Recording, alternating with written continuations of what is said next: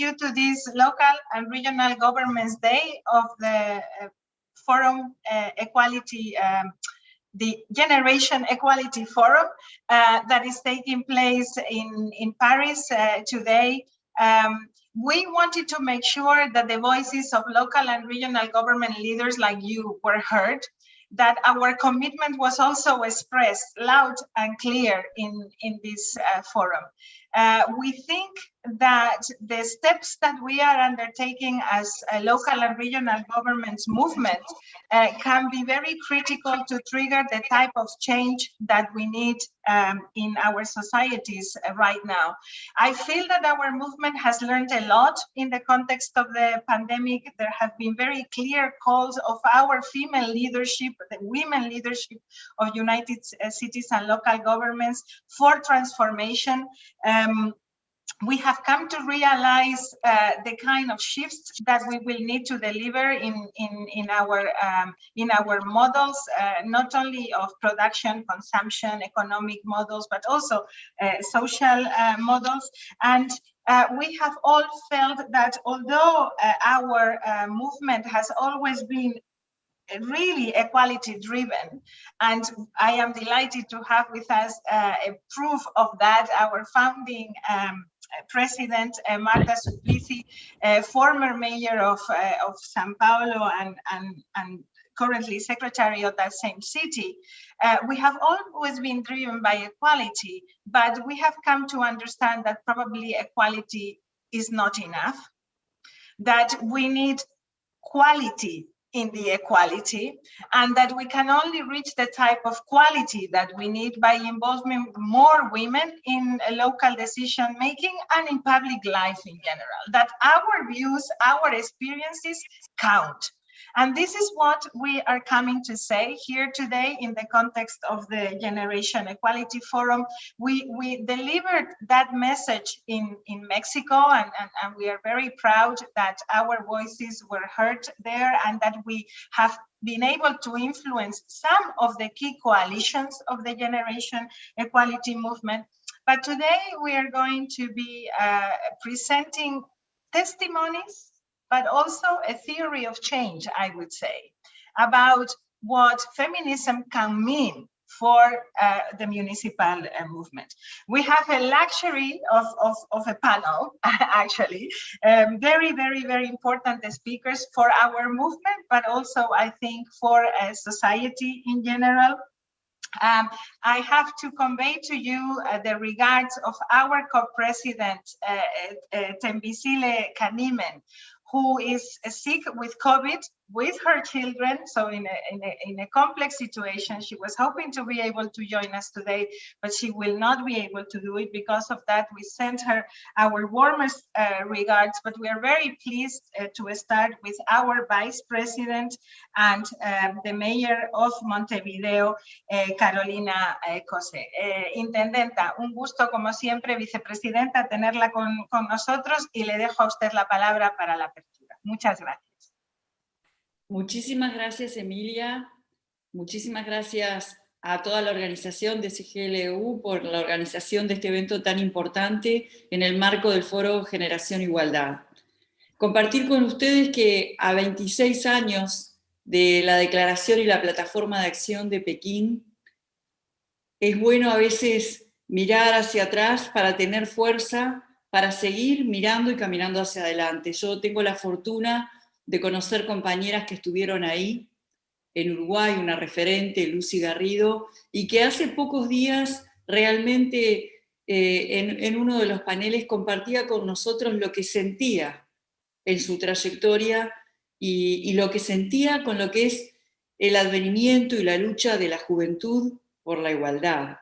Y entre nosotras tenemos grandes luchadoras en este panel y fuera de este panel.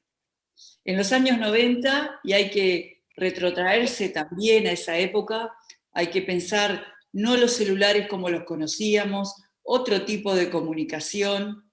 En esos años 90, en el gobierno de Montevideo, bajo el gobierno del doctor Tabaré Vázquez, apareció la primer línea telefónica de un teléfono fijo para la atención de la mujer.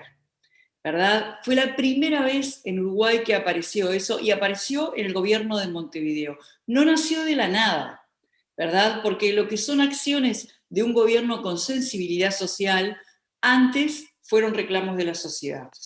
La conjunción de la necesidad social con la sensibilidad política es lo que nos permite afinar la escucha.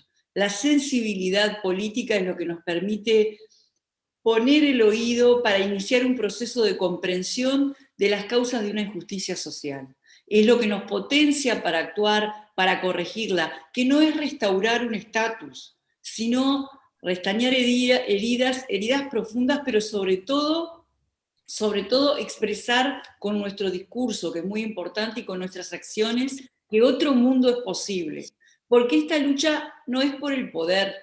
Las mujeres no tienen que estar en los puestos de decisión por el poder. Es la lucha por un mundo mejor.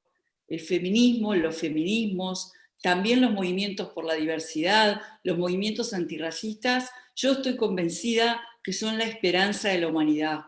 Encaran otra forma de vernos, de apreciarnos, que otra forma de relacionarnos es posible.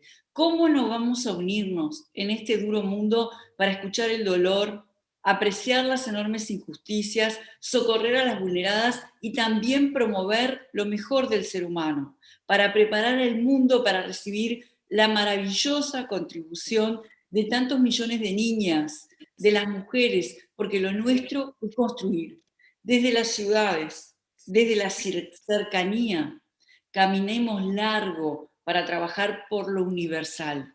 Como lo demuestra nuestra historia, la cercanía sí, pero la cercanía organizada es lo que potencia la universalización de los resultados. En todos los rincones, unidas, de la mano, seguir andando. Hay que seguir. Hay que seguir y vamos a seguir, Intendenta. Muchísimas gracias, Vicepresidenta, por estas palabras. La Intendenta de Montevideo es nuestra Vicepresidenta por América Latina. Tenemos con nosotros también, y la van a oír, a la Vicepresidenta por Europa, la Alcaldesa de Sala, Carola Gunnarsson. Very important words also about future generations, but also about standing still and realizing where we come from. There is a road that we have done. There is a road around human rights and identifying human rights with women's rights, which I think is a discourse that we shouldn't abandon. But it is also very, very relevant, and that is the narrative that we are bringing to the forum, that improving the participation of women will also change the quality of the policies that we make, and that it will shift the priorities. So we will identify new essentials, putting care at the center. So thank you very much for this very pertinent discourse. And now I am very pleased, really, it is an honor, Marta. I met you many years ago in 2004. I was a very junior officer back then, so I don't think you remember me, but I have been following your political career very, very closely.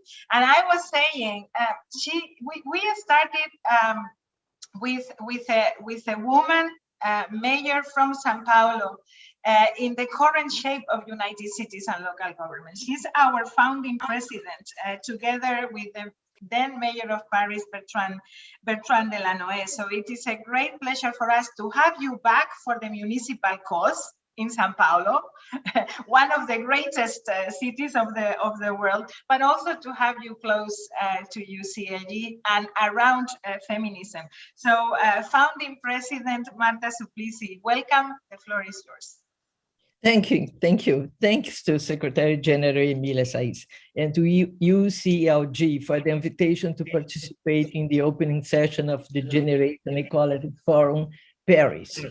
Greetings to my fellow panelists, the Mayor of Polo-Cauana, co-president of UCLG, Maria Fernanda Espinosa, UCLG Ubuntu advisor, and Carolina Corse, Mayor of Poloka Wayne, president of SALGA, co-president of UCLO.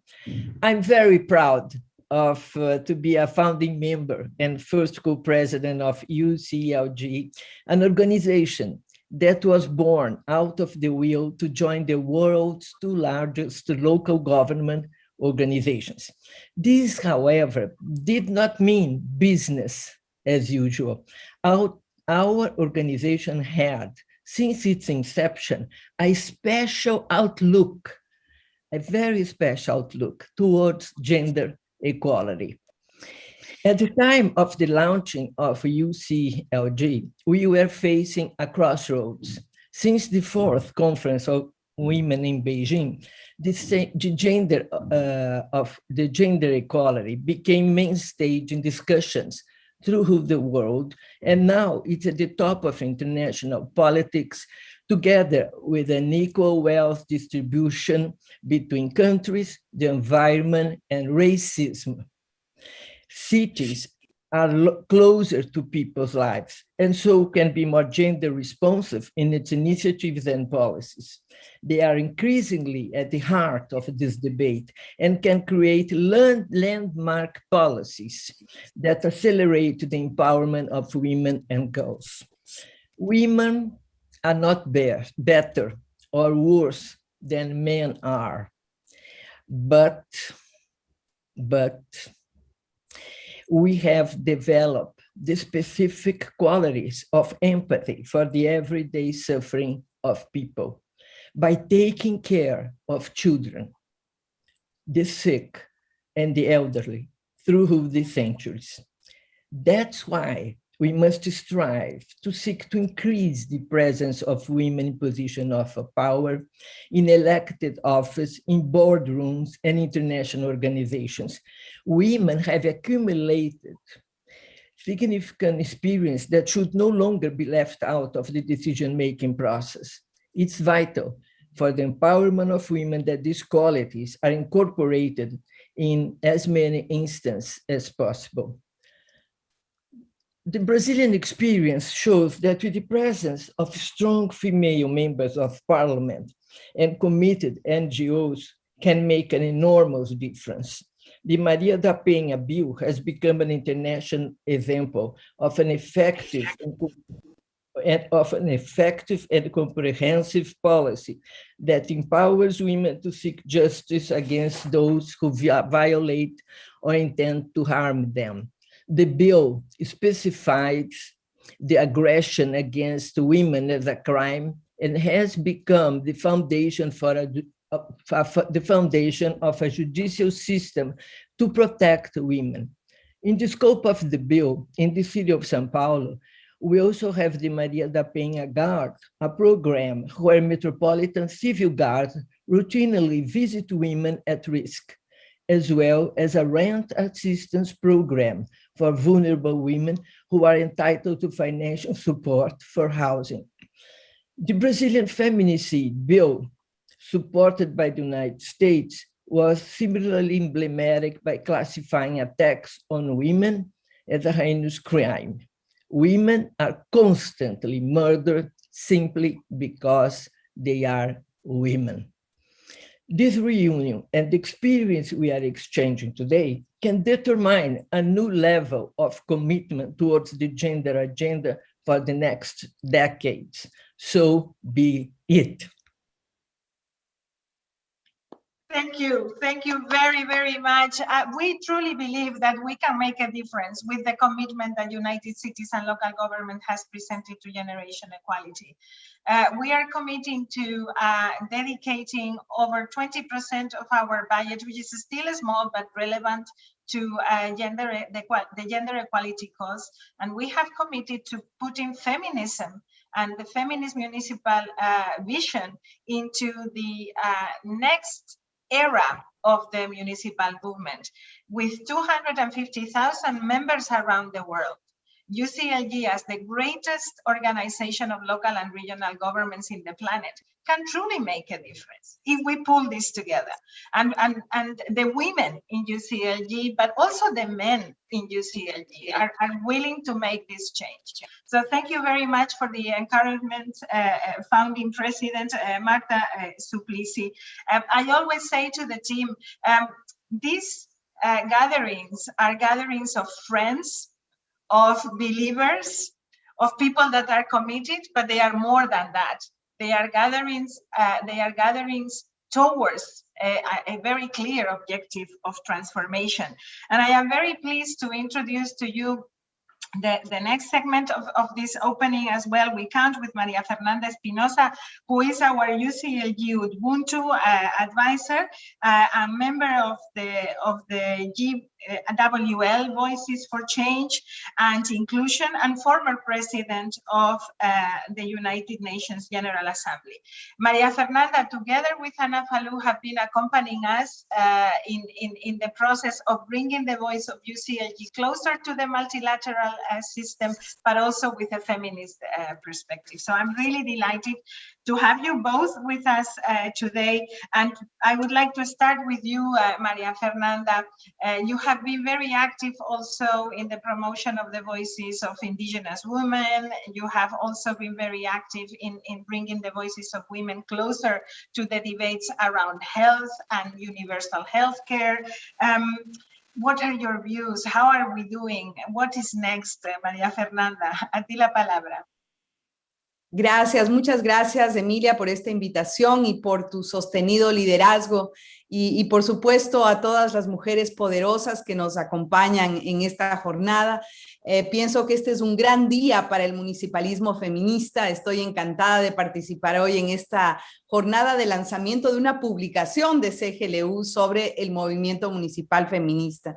Y mirando el texto, vemos que no solo aboga por la igualdad de género, sino, como decías, Emilia, recoge las prácticas transformadoras de mujeres y líderes feministas a nivel regional y local que están haciendo la diferencia, que están cambiando de raíz nuestras sociedades, combatiendo el machismo, todas las formas de discriminación desde abajo y en escucha y diálogo con la sociedad, con las comunidades.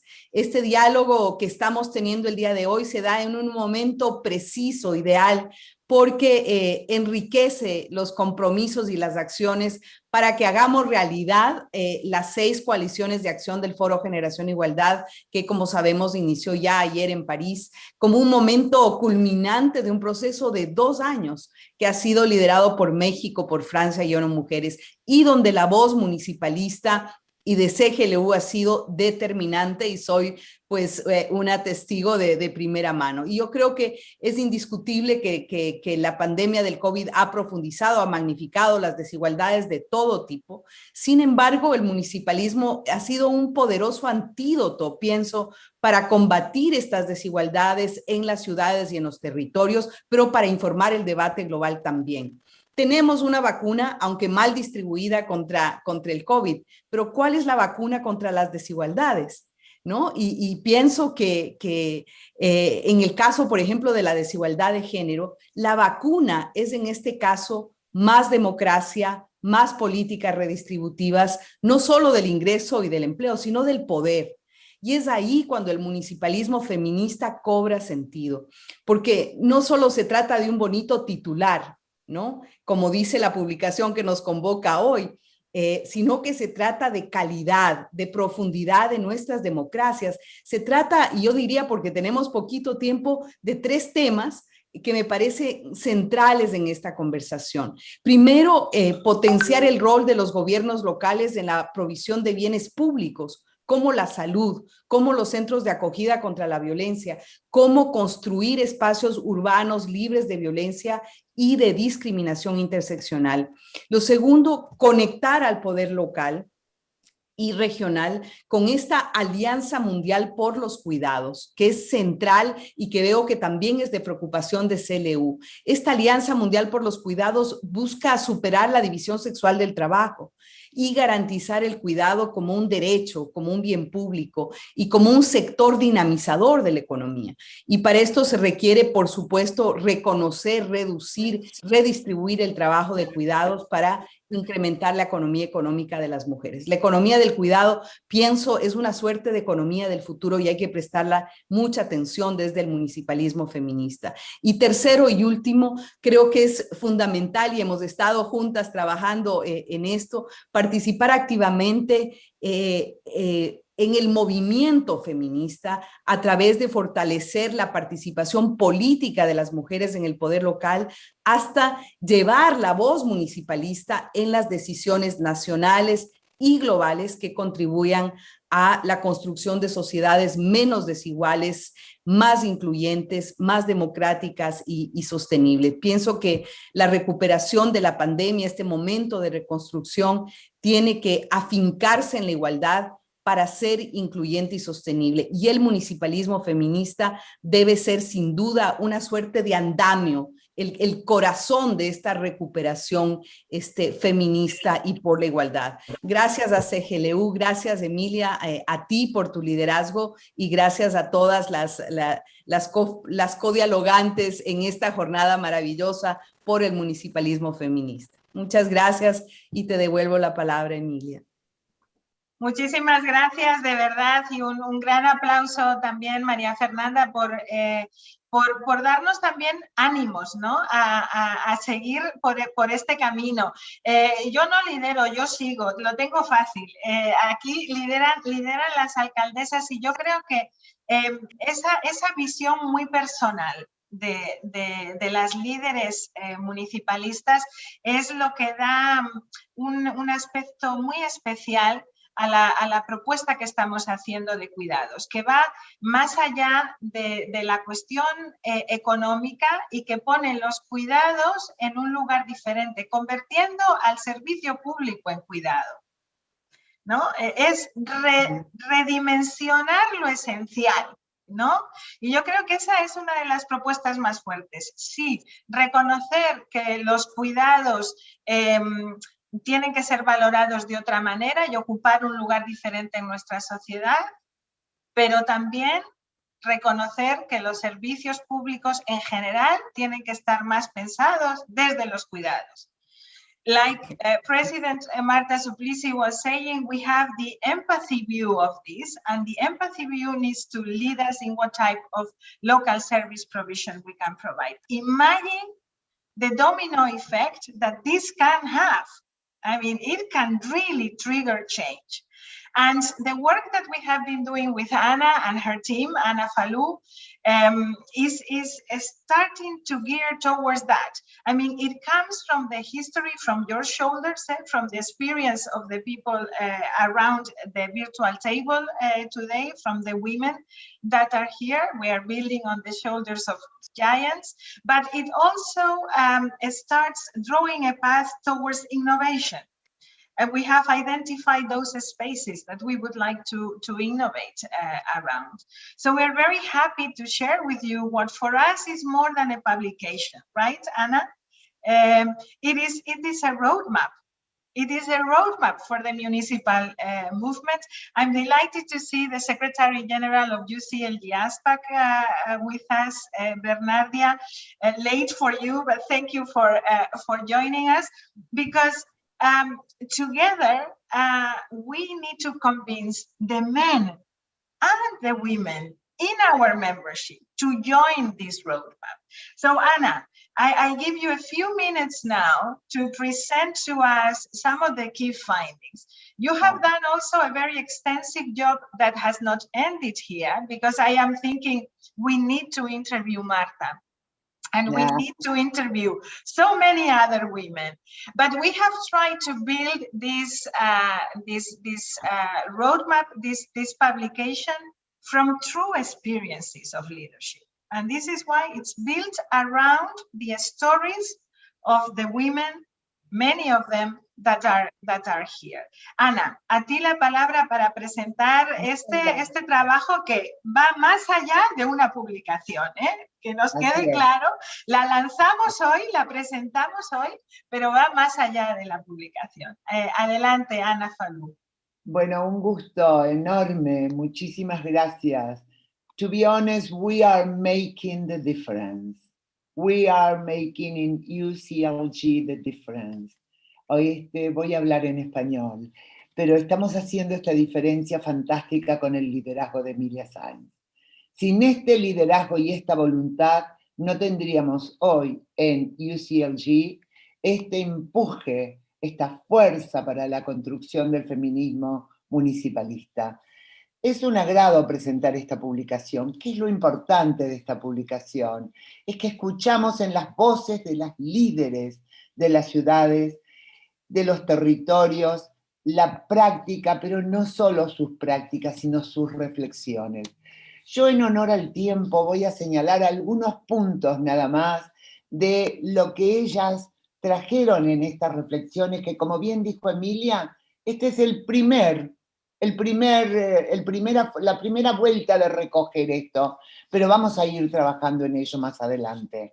Lo primero que nos dicen estas líderes es la importancia y la fuerza de la convicción acerca de la centralidad de consolidar liderazgo de mujeres en el ámbito local, de ser testigos de este enorme cambio que implica la presencia sustancial de las mujeres en la gobernanza. Lo que dijo recién María Fernanda Espinosa, cómo estamos incidiendo en mejorar la calidad de las democracias. El segundo punto es que las mujeres líderes transitaron espacios de disputa difíciles entre lo público y lo privado, y ellas avanzaron y construyeron esos liderazgos no sin grandes dificultades.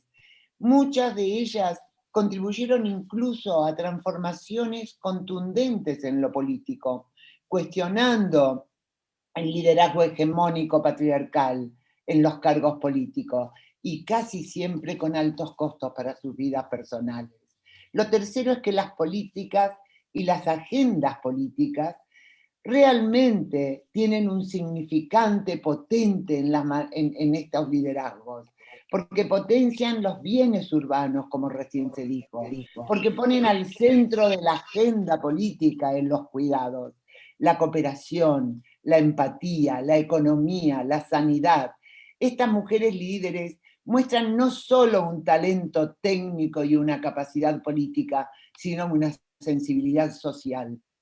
Cuarto, la importancia de feminizar la política, de dotarla de politicidad a esa vida cotidiana, a la vida de las personas, avanzar en desmontar estereotipos, en consolidar derechos, en romper con ese difícil techo de cristal y con el suelo pegajoso que limita tantas trayectorias de mujeres. Un gran desafío, enorme desafío, penetrar en el reino de dominio masculino de lo político. Quinto, es decisivo colocar el lente de género en las agendas globales. La mesa está tendida para los gobiernos locales en el mundo global. Y es necesario significar a esas redes de los gobiernos locales, a las redes de las mujeres, impulsando esa transformación. Fortalecer las redes como de CGLU. Sexto, la participación de más mujeres en la vida política. La importancia de sostener a aquellas mujeres que sufren injurias, que son blanco de denigraciones, que como dijo Marta Suplicy, que sufren violencia por el solo hecho de ser mujeres. Y finalmente, y no menor, quizás lo más decisivo, la importancia de avanzar hacia el fortalecimiento del movimiento municipalista feminista global. Ada Colau dice: el municipalismo es la política democrática por excelencia, y coincido con ella. Es la política de la proximidad, de la vida, de la que puede generar alianzas con la ciudadanía, con las organizaciones de mujeres, con las mujeres de base, con el vecindario, para realmente construir y mejorar todos juntos esa calidad de vida, sobre todo en el desafío de la pospandemia. El municipalismo es la punta de lanza del feminismo en lo político y tiene que ser valorado y cobrar más importancia en la gobernanza global para no dejar a nadie atrás. Emilia Sáiz, gracias, de verdad, muchas gracias. Gracias por tu liderazgo, por tu compromiso con la igualdad, por tu compromiso con la inclusión de los temas de género, de esta agenda que tenemos que empujar. Y gracias a todas las mujeres líderes, a estas fantásticas mujeres que están contribuyendo a esta reflexión que construimos colectivamente. Muchas gracias. Muchas gracias a ti, Ana, de verdad. Pero gracias también a los hombres de CGLU, que también nos están siguiendo, que también están siguiendo en esto. Es verdad que las voces las tenemos que poner nosotras, que nuestras experiencias tienen que guiar el cambio, pero sin que los hombres líderes locales nos apoyaran, no llegaríamos tampoco lejos. Y yo creo que aquí es donde estamos haciendo el gran cambio.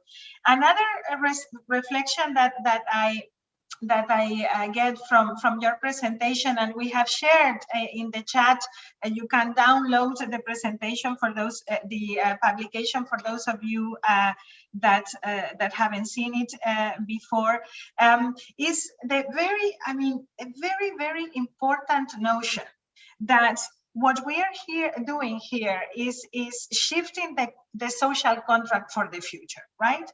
If we are developing a new pact for the future with people, planet, and government at the heart, we could say that we could take care of people through this feminist view, that we can take care of the planet through the rights of humanity, not only of human rights, so considering the planet something more than a resource. And for government, we need to put municipalism at the heart. And that seat at the table that you, Ana, were describing and that we are working on with Maria Fernanda Espinosa as well, that seat at the table, at the multilateral table for local governments, needs to be the seat of the people. It needs to be done hand in hand with civil society organizations. I'm really very happy that some of our key partners around this international agenda are joining us today. Habitat International Coalition, but also Slum Dwellers International, but also the Wairu Commission. We cannot do it without you. World Unable, the Blind Union, all the colleagues of the General Assembly of Partners and the Habitat partners. UCLG has a tradition of this open town hall for the development of future policies, and clearly in this feminist proposal that we are making for the next steps, those alliances will be extremely relevant. So thank you for this. We have a couple of minutes, I would say, if we want to have reactions from each other. Is there something that you would like to share after these opening segments? I am looking at you, Carolina, but if anybody else wants to come in, of course, Adriana Allen, if you want to say a few words, we have around 5 minutes to provide feedback, and we will go to the next segment with the mayor of Makati and other colleagues. Adriana, algunas palabras desde HIC para nosotros. Hola, hello to everyone. I was here mostly just to listen. I wanted just to enjoy. I came all ears and wasn't expecting to talk. But just, I just want to say how important. I'm talking from Habitat International Coalition as introduced. And this is one among many other networks of global society, which are very much in a similar roadmap. And I just want to express most of all gratitude for the possibility of coming to this forum to recharge energy. Civil society, organized civil society, very often feels quite alone in many of the battles, in many of the the moments of the roadmap that you have highlighted. And it's, I mean, UCLG, the work of Emilia in particular, and all of you have changed that completely. So I just want to say thank you for that communion. We need that strength. We cannot afford not to work together.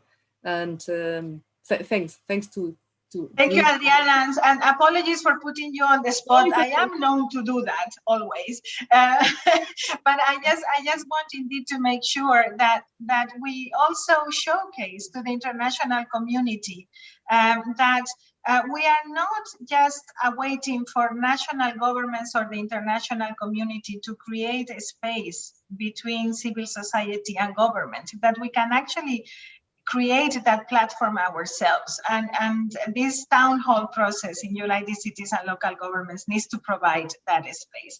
I have Marta Suplicy also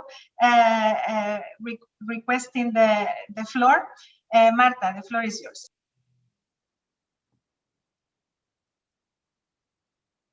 You are muted, Marta.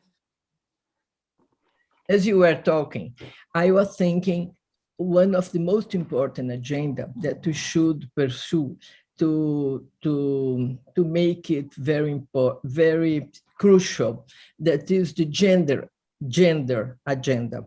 And gender agenda, I mean, in schools mainly, because if we are going to change, we have to look at children.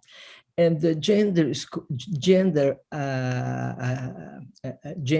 agenda is being manipulated in the most conservative, between most conservative people, and mainly in conservative governments like we have in Brazil, not to be permitted to enter in schools.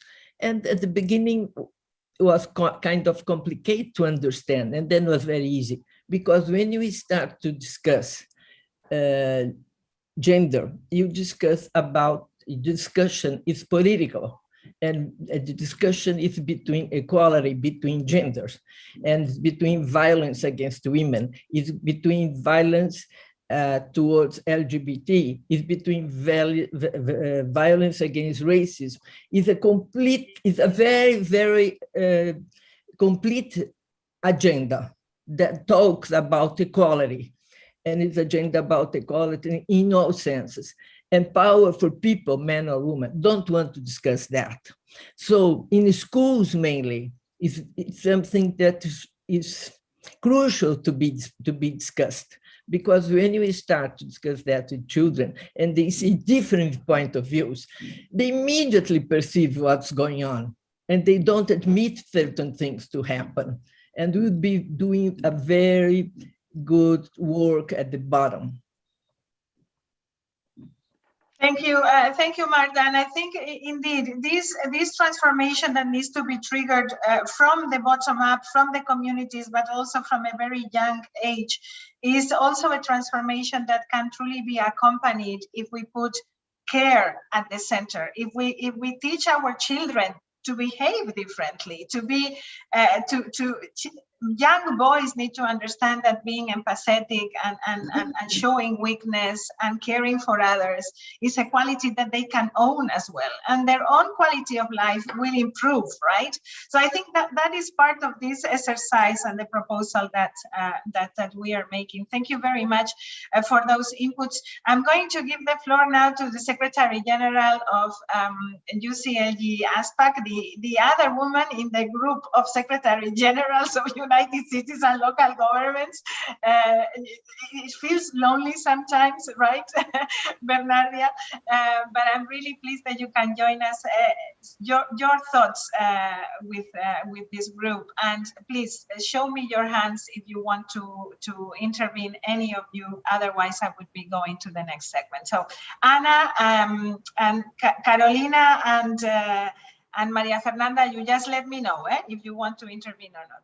Bernardia, the floor is yours. Thank you very much. Very good morning, good afternoon, and good evening. Greetings from Jakarta here.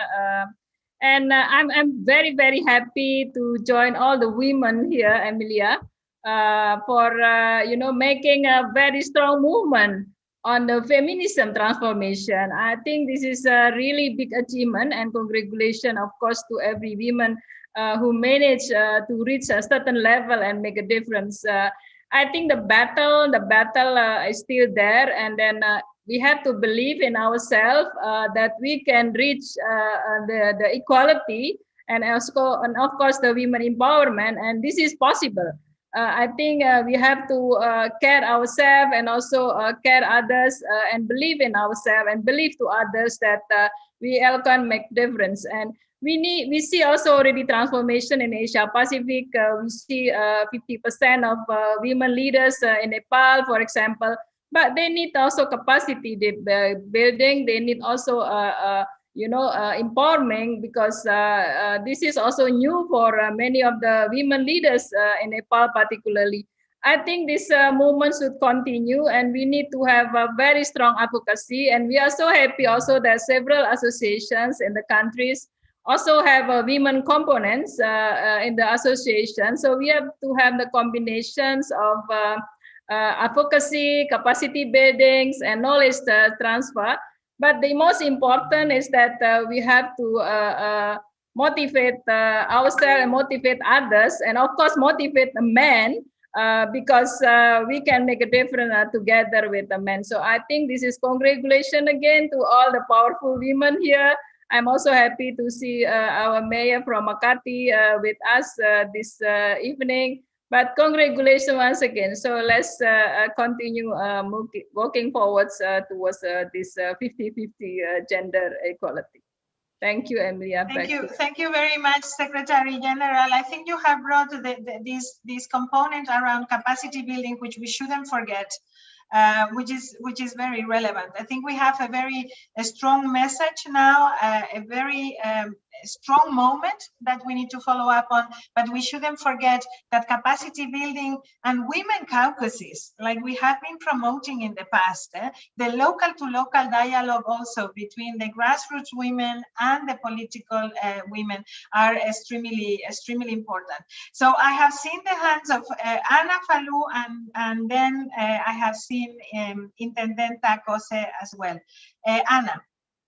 Cortito, gracias Emilia, muy cortito. Reforzar 2 puntos.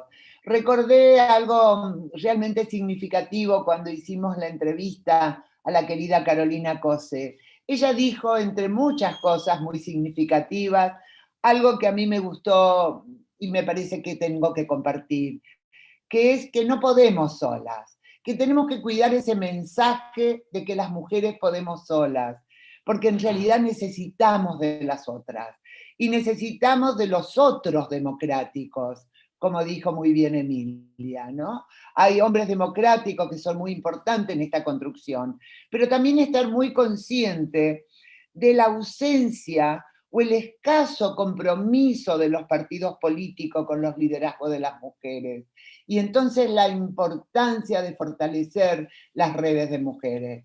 Y en segundo lugar, significar lo que tú ya dijiste, ponerle un poco más de fuerza a esto de las organizaciones de la sociedad civil, a las coaliciones internacionales como HIC, a la Guairú Commission, a la Red Mujer y Hábitat de América Latina, a tantos espacios potentes construidos por décadas, que son además los que son los guardianes de estas agendas que empujan los bordes de la democracia en el mundo. Entonces quería sumar estos 2 puntos, nada más. Muchas gracias. Muchas gracias, Ana. Y recordar que esas entrevistas, all the interviews that are in the publication and more to come are interviews that you can actually watch in UCLG TV.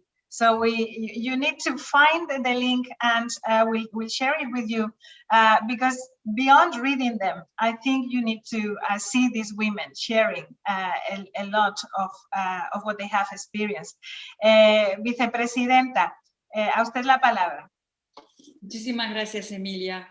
Bueno, quiero decir que esto con Ana no lo teníamos preparado. Ella acaba de citarme sin que yo lo supiera y yo la iba a citar a ella, así que, pero no estaba preparado.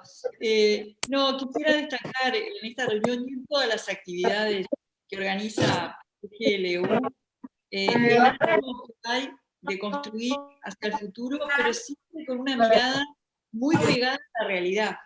Siempre pensando en acciones concretas, como planteaba Marta, una acción concreta dirigida a niñas y niños que es, digamos, sembrar para el futuro, para las futuras desigualdades. Quería destacar eso y quería citar a Ana y a Emilia. Emilia habla de la construcción de un nuevo pacto social que le estamos proponiendo al mundo y a la historia, y que no lo estamos proponiendo ahora, lo vienen proponiendo una larga lista de mujeres desde hace muchos años, gracias a las cuales estamos aquí. Y Ana hablaba de romper un techo de cristal, pero siendo conscientes de que estamos sobre un suelo pegajoso. Y eso me pareció que refleja exactamente el lugar en el que estamos. Hay que seguir, y bueno, la verdad que el material que acaban de producir es inspirador. Creo que todas, yo personalmente, vamos a aprender de las experiencias de las otras, y de ahí la importancia de reforzar las redes en la realidad, trabajando juntas y con eventos de este tipo. Gracias, Emilia, y gracias a todo el equipo de CGLU por hacer estas cosas posibles que nos dan herramientas para seguir andando. Muchas gracias por acompañarnos, por defender esas ideas y por ser nuestro más importante baluarte también, todas vosotras. María Fernanda, tú tienes que decir algo cortito, pero ya, para este segmento. No podemos irnos sin tu voz de nuevo. No, solo para decir que estoy emocionada porque pues empezamos este proceso del Foro Generación Igualdad hace un par de años y ver cómo esa herencia de las mujeres luchadoras desde el poder local pues toma una forma tan potente y simplemente hacer la reflexión de que ahora un poco la ansiedad y la angustia es ver cómo vamos a implementar las 6 coaliciones de acción que salen del Foro Generación Igualdad, cómo vamos a implementar el nuevo pacto sobre mujeres, paz y seguridad, y yo creo que los pies y el corazón de implementación y de entregar a la sociedad con acciones, esas coaliciones de acción es a través del poder local y del poder local feminista de algún modo. Así es que hay una enorme responsabilidad detrás, un gran trabajo por delante, realmente el trabajo de Ana Falú, de su equipo, bajo la conducción de CGLU de Emilia, tiene más ramificaciones y más compromisos de lo que pensamos. Y creo que es vital hacer esta conexión entre esa nueva agenda, ese nuevo pacto feminista del Foro Generación Igualdad y el rol del poder local feminista, como una suerte, como decía yo, de andamio y de corazón de ese proceso de entrega a la sociedad y con la sociedad, de espacios urbanos sin discriminación y con más igualdad. Así es que, pues, estoy feliz. Este es un gran día para el municipalismo feminista y el fruto de mucho esfuerzo y trabajo de todas y de nuestros aliados hombres también, por supuesto. Así es que un abrazo enorme y seguimos adelante. Así es que gracias Emilia, te devuelvo la palabra y felicidades. Muchísimas gracias. So we are going now with more voices from different parts of our planet, building on experiences that are different and still very similar in terms of aspirations and objectives. I'm really pleased to have with us the mayor of Makati, Abby Binay. I know it's late for you, Mayor, and we don't want to keep you too long, but we are very, very grateful that you are here. We also have our Vice President, Carola Gunnarsson. We've got the President of Refela, of the African Women Network, and Mayor of Fumbolo, Makura Dao. We've got Chantal Kabiwa, the President of Servitas Cameroon, and Elise Pereira Núñez, Vice Mayor of Tours. We have many voices that we need to listen to still today, from the communities to political leadership. I am starting with you, Mayor of Makati. Welcome.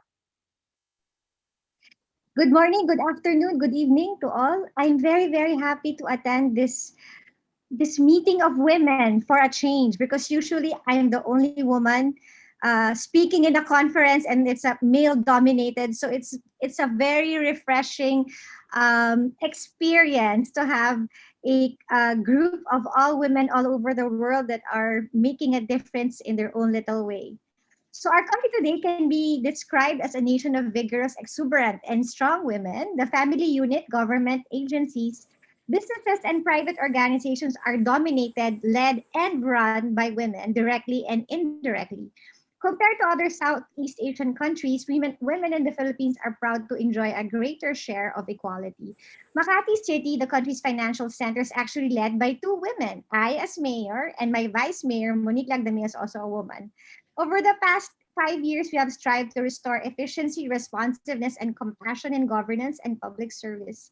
We harness technology in government operations and programs not only to be more efficient, but to promote transparency and accountability. Today, Makati is once again the country's richest local government unit, a title we reclaimed in 2017. The renewed trust and confidence of the business sector translated to a two-digit increase in revenue collections that same year, over 12 years of a single-digit growth. Since then, we have consistently surpassed revenue targets each year, and even last year, despite the pandemic. We also hold the record of getting the highest audit rating from the state auditor, which we have maintained for the past 4 years. When the pandemic broke out last year, we immediately set into motion gender-responsive measures, such as prioritizing vulnerable sectors that include thousands of solo parents in the distribution of financial and relief assistance. Well-established help desks for victims of gender-based violence in all barangay halls also ensured prompt intervention, such as temporary shelter and counseling, and the apprehension of abusers. Aside from distributing nutritious food packs right at their homes during the hard lockdown, we assisted our public school children in coping with the blended learning system by providing them a learner's package with a flash drive containing learning modules, aside from printed modules and face masks. We also provided laptops to our teachers and free daily internet load to both the teachers and the students. We also deployed mobile learning hubs to assist both students and parents who had difficulty with the new system. Today, as businesses gradually recover from the crisis, we are intent on enforcing provisions of the newly revised Gender and Development Code of Makati that aim to put a stop to trafficking in persons and address inequalities in hiring in the workplace, discrimination, and other gender-related issues that stand in the way of genuinely inclusive and sustainable progress. The updated GAP code also upholds gender-inclusive programs that give everyone a fighting chance to succeed in any field. And it also promotes occupational safety and health in the workplace through mandating gender-inclusive facilities and health programs. We will also pursue the mobilization of women's organizations and the LGBTQI+ community in efforts towards climate change adaptation and disaster risk reduction. We believe that empowering the most vulnerable sectors of society will hasten our recovery from the pandemic and make our city more resilient to other forms of disaster in the future. Thank you, Amelia. Thank you very much, Mayor, and thank you for bringing not only this very pragmatic view of what proximity governance, empathy, human rights, and inclusion means, but also for bringing to the table this perspective of the most vulnerable. If we put the design of service provision in reference to the most vulnerable, then actually the quality improves for all of us. And I think that's a very strong message and a very strong vision of the feminist municipal movement that cares, that we promote. So thank you for that, Mayor. And I know that you need to take off, but we are truly grateful that you made it until so late over there in the Philippines. Keep it up. Keep it up. We are with you. Carola Gunnarsson, our Vice President for Europe and Mayor of Salar, also Vice President of the Swedish Association of Local Authorities and Regions. Carola, welcome. Thank you very much, Emilia, and hello to every one of you all over the world. In December 2015, I joined the big meeting in Paris, and I listened to Al Gore, I listened to Robert Redford, I was listening to the Bloomberg Foundation, Ban Ki-moon, and I was sitting next to Leonardo DiCaprio. But the most memorable part of the meeting was the meeting of women. It was a women's meeting held in the town hall in Paris. And I must say that this meeting has inspired me to work hard for gender equality throughout my whole political life and will do so for the rest of my life. Because I think that to strengthen democracy, we must work together and take action to achieve more sustainable and inclusive cities and territories for all people. And we must underline that everyone benefits from increasing gender equality. It's a question of democracy and a question of human rights. We must work for gender equality in the whole society. We can, for example, see clearly that women are overrepresented in unpaid services and domestic tasks. A crucial piece of the puzzle for gender equality is a more equal family and working life. I also think that we need data. We need data and facts to support the strive for gender equality and bring the topic to the daily agenda. The numbers shows clearly that women's representation in decision-making and leadership positions are strongly underrepresented. In Europe, for example, at the current rate of progress, it will take 107 years to close the gender gap in political empowerment, and we must do more. Studies shows also that the threats and harassments to elected women are greater than for men, and defections are greater among women. This is totally unacceptable. Violence and harassment against female politicians drives women away from politics. It contributes to continuing gender gap and underrepresentation of women in politics. It's time for everyone to take their responsibility in stopping harassment and violence against women elected representatives. We must together create safe and inclusive spaces for decision-making. We, the established politicians, needs to strengthen women and girls to become political leaders. We need to understand the importance of role models and the important role we as political leaders play. We, women, as political leaders and local leaders, have a special responsibility to promote gender equality in decision-making, but also to encourage and support women to participate in political life. We should encourage the involvement of networks, both on local and global level, where we can support each other. We can use networks like UCLG to strengthen women in politics, both for useful facts and data, but also an important network to support each other to make the feminist movement. CMR, the European section, is celebrating 15 years of the European Charter for Equality this year. Making a formal political commitment to gender equality through such charters is an essential first step in fulfilling the local responsibility to promote and protect human rights, including gender equality. It demonstrates the personal investment of the top leadership that must accompany the conception and delivery of initiatives to ensure that in practice, women and men have the same rights, obligations, and opportunities, starting in their own community. Gender equality is not just a goal. It is the fundamentals to develop a democratic and sustainable society, realizing the rights of all girls and women and building new economic and social systems that includes everyone. We must take advantage of the creativity, the competence, the commitment, and the power of all women all over the world towards a feminist municipal movement. Thank you very much, Vice President. You know, when we started to talk about this so clearly, with all the letters, as we say in Spanish,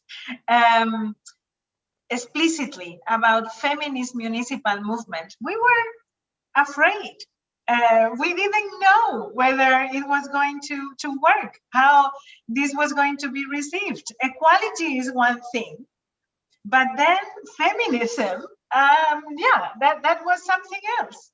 And it has been an overwhelming positive response. And I have to say that the current context, I think, has helped us understand what it means. And it's part of what you have been sharing with us today.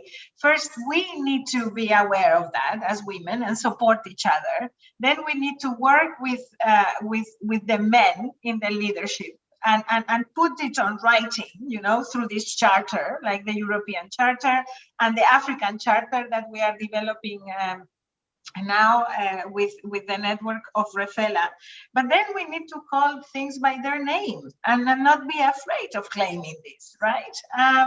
So I think you are slowly, I think many of the key features of this new proposal are coming up very, very clear in this conversation. I hope they can be heard beyond the municipal movement, and Maria Fernanda and others. You need to help us bring it to national governments, to the international community. So thank you very much, Vice President, for that. I am going now to Major Makura Dao, the President of Refela. Madame la Présidente, vous avez la parole. Bienvenue encore une fois.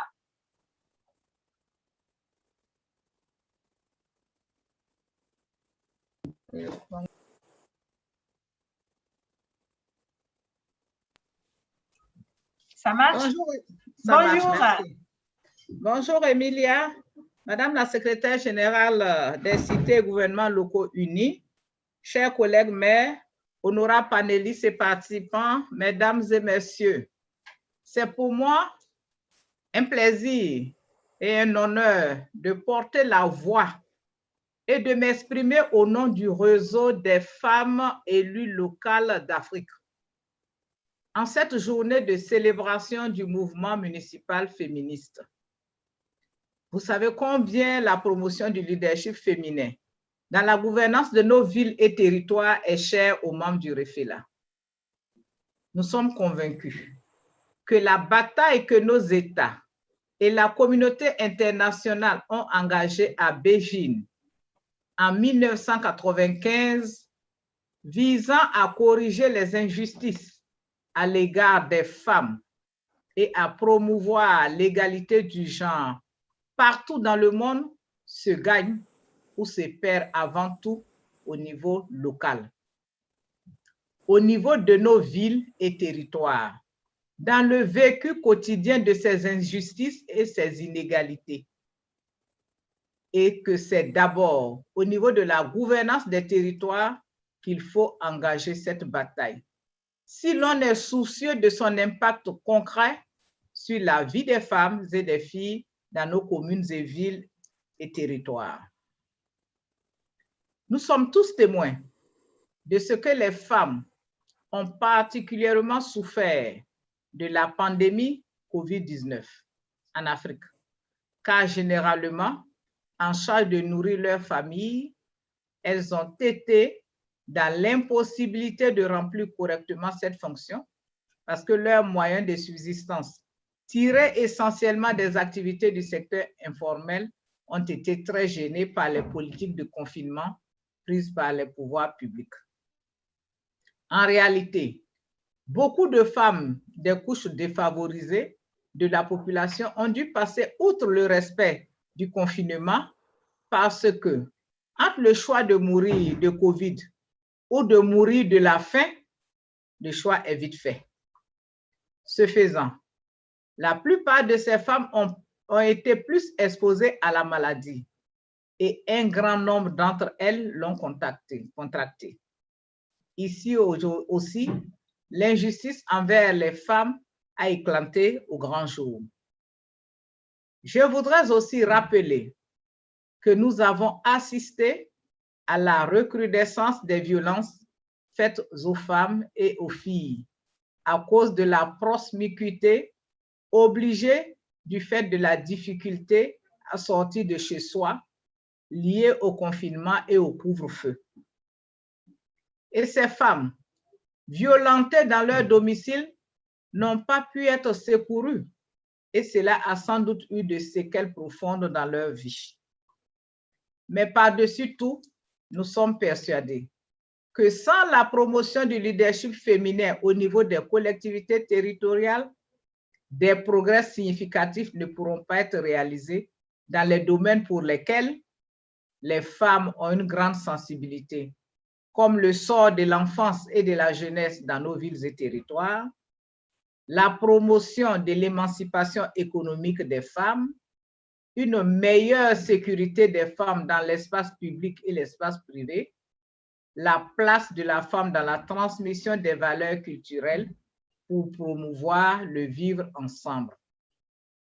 C'est pour toutes ces raisons que le REFELA a décidé de lancer ces 3 campagnes phares, à savoir la campagne des villes africaines sans enfants vivant dans la rue, la campagne des villes africaines à zéro tolérance à la violence faite aux femmes et aux filles, la campagne des villes africaines favorables à l'émancipation économique des femmes. L'engouement observé vis-à-vis de ces campagnes montre qu'il y a une vraie attente des populations et une des motivations les plus puissantes du mouvement féministe municipaliste. C'est pourquoi le REFELA souhaite donner à ces campagnes une envergure mondiale avec le soutien de ses gelus, ma chère Emilia, et de ses sections régionales, en collaboration avec ONU Femmes et les autres agences spécialisées de l'ONU dans les questions de population, de l'enfance et de la santé, de l'éducation ou du travail. Depuis sa mise en place en mars 2011 à Tanger, au Maroc, le REFELA n'a cessé de réclamer et promouvoir la mise en place d'un environnement législatif favorable à une plus grande implication des femmes dans la vie politique et administrative des gouvernements locaux et régionaux. La création des quelques 30 chapitres nationaux de REFELA y contribue grandement. L'objectif que nous visons, c'est de couvrir toute l'Afrique en chapitres nationaux du REFELA à l'horizon 2024, dans peu de temps. À cet horizon, nous espérons convaincre les États africains de mettre en place des mécanismes appropriés pour encourager la participation des femmes à la gestion des collectivités territoriales, y compris par le recours à des politiques de quotas à respecter pour que les listes de candidatures soumises au scrutin locaux soient éligibles. L'idéal pour le REFELA est l'institutionnalisation des listes dites zébrées, comme c'est le cas au Sénégal, qui permettent une égalité parfaite de genre des candidats en situation éligible lors des consultations électorales au niveau des collectivités territoriales. D'autres mesures sont promues par le REFELA, comme la confection des budgets des collectivités territoriales sensibles au genre, l'adoption de la préférence aux entreprises gérées par les femmes lors des appels d'offres lancés par les collectivités territoriales. Bien sûr, à prestations égales, tant au niveau technique que financier. Le soutien à l'entrepreneuriat féminin, les actions de mentorat et d'accompagnement des femmes exerçant au sein des instances délibérantes et exécutives des collectivités territoriales. Le REFELA a également entrepris de rédiger et faire adopter une charte des collectivités territoriales d'Afrique pour l'égalité de genre, dont l'élaboration bénéficie de l'appui de CGLU Monde et du Conseil des communes et régions d'Europe.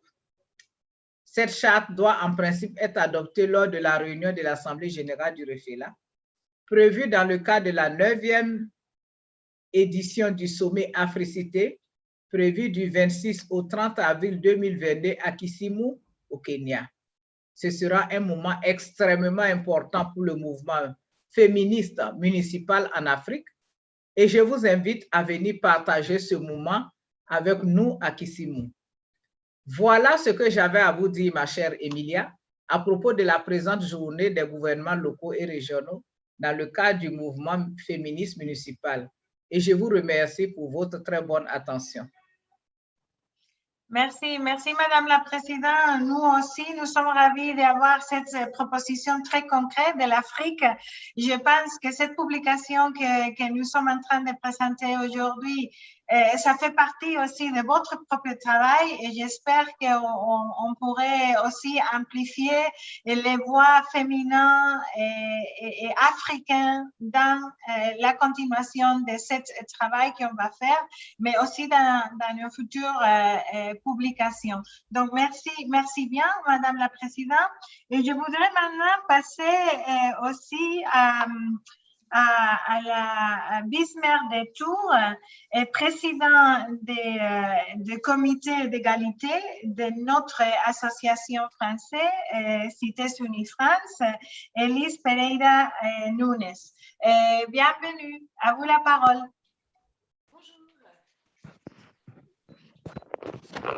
Bonjour, vous m'entendez bien?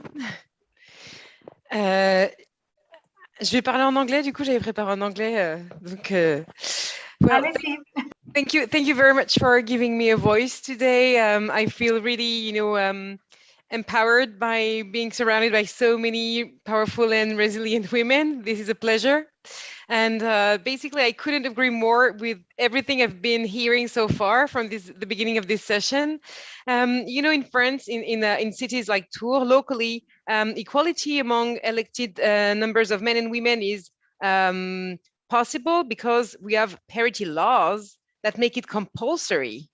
But obviously, one of the goals is going to be one day to see women considered equal, similarly solid candidates for local elections, and not just because we need to reach a certain amount of women because it's the law, and if you break the law, you have to pay a bill, Plus, we need to change the fact that many women are given, delegations like care, education, women gender roles positions, and this is something that needs to change. We're trying to do it locally in our city, but it's not always very easy to ask men to try to do something different than finances or economy or a very, I would say, masculine gendered typed roles.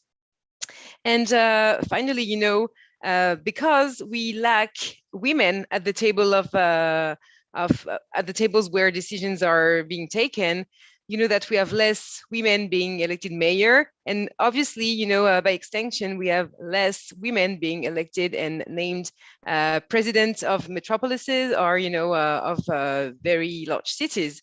So basically, then we don't find those powerful women in key roles at the government either. So at every level, it seems that we're losing some women on the way, and this is something that basically needs to change.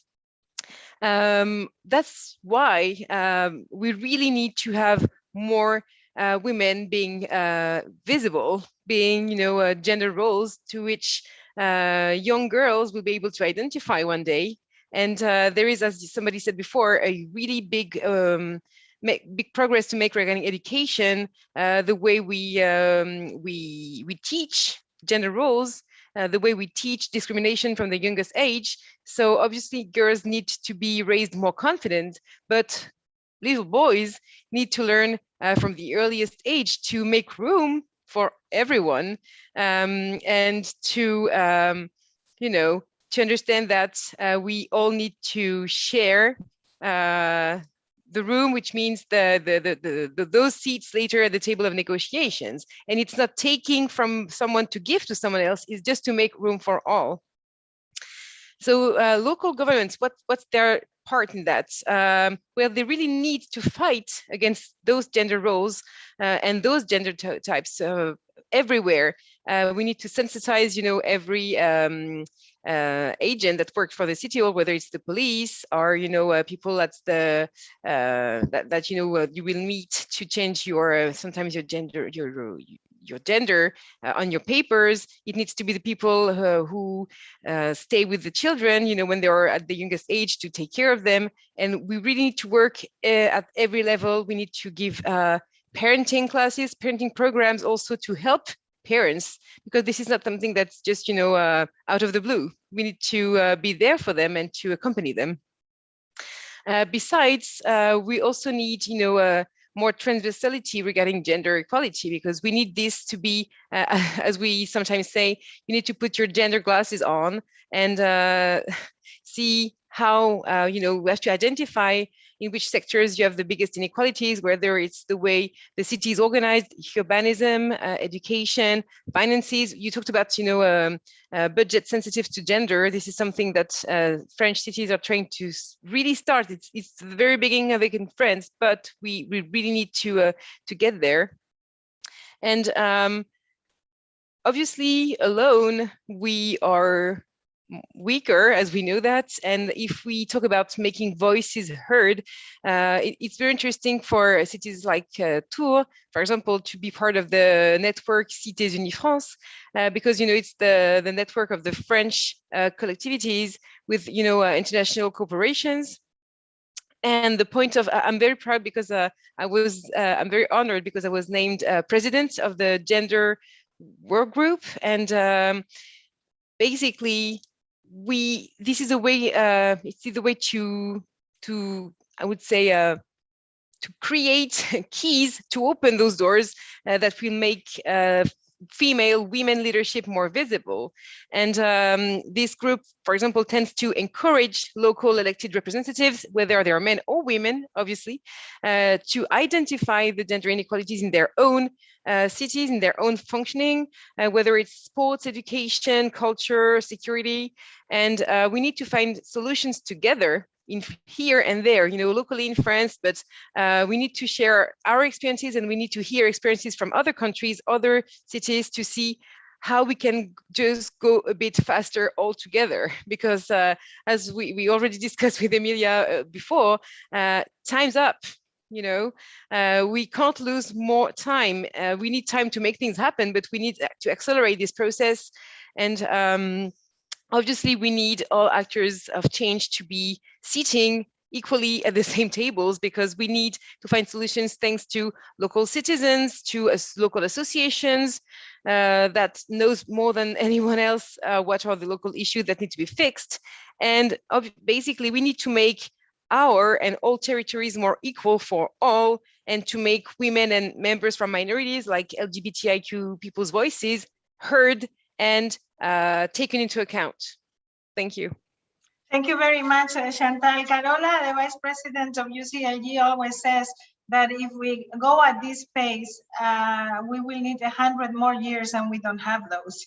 So yes, the time is now. We cannot waste more time.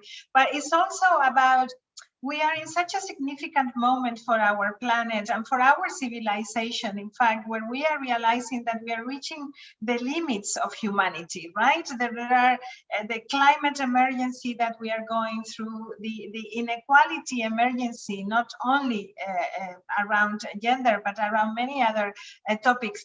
They necessitate such a deep transformation of the systems that we really need to start looking at things from a different perspective. And we really feel that this feminist perspective and a positive masculinity kind of vision can help us to do this.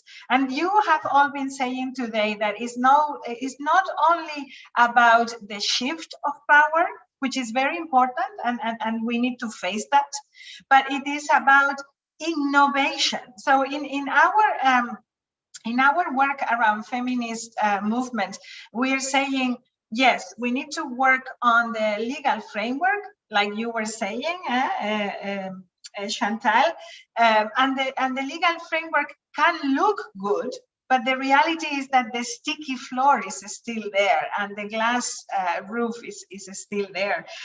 So we need to look for innovative transformation. And I hope that that's what we can explore together within the context of United Cities and local governments proposal.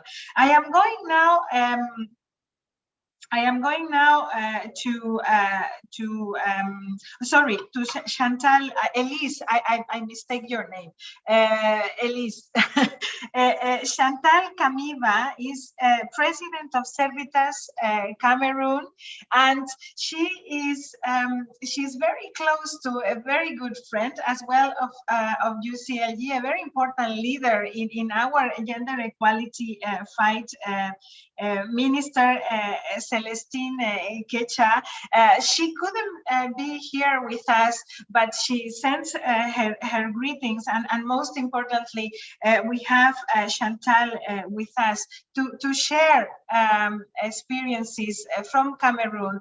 And I see back there this in your bag, elections, women in elections, a very strong message already. So Chantal, please, the floor is yours.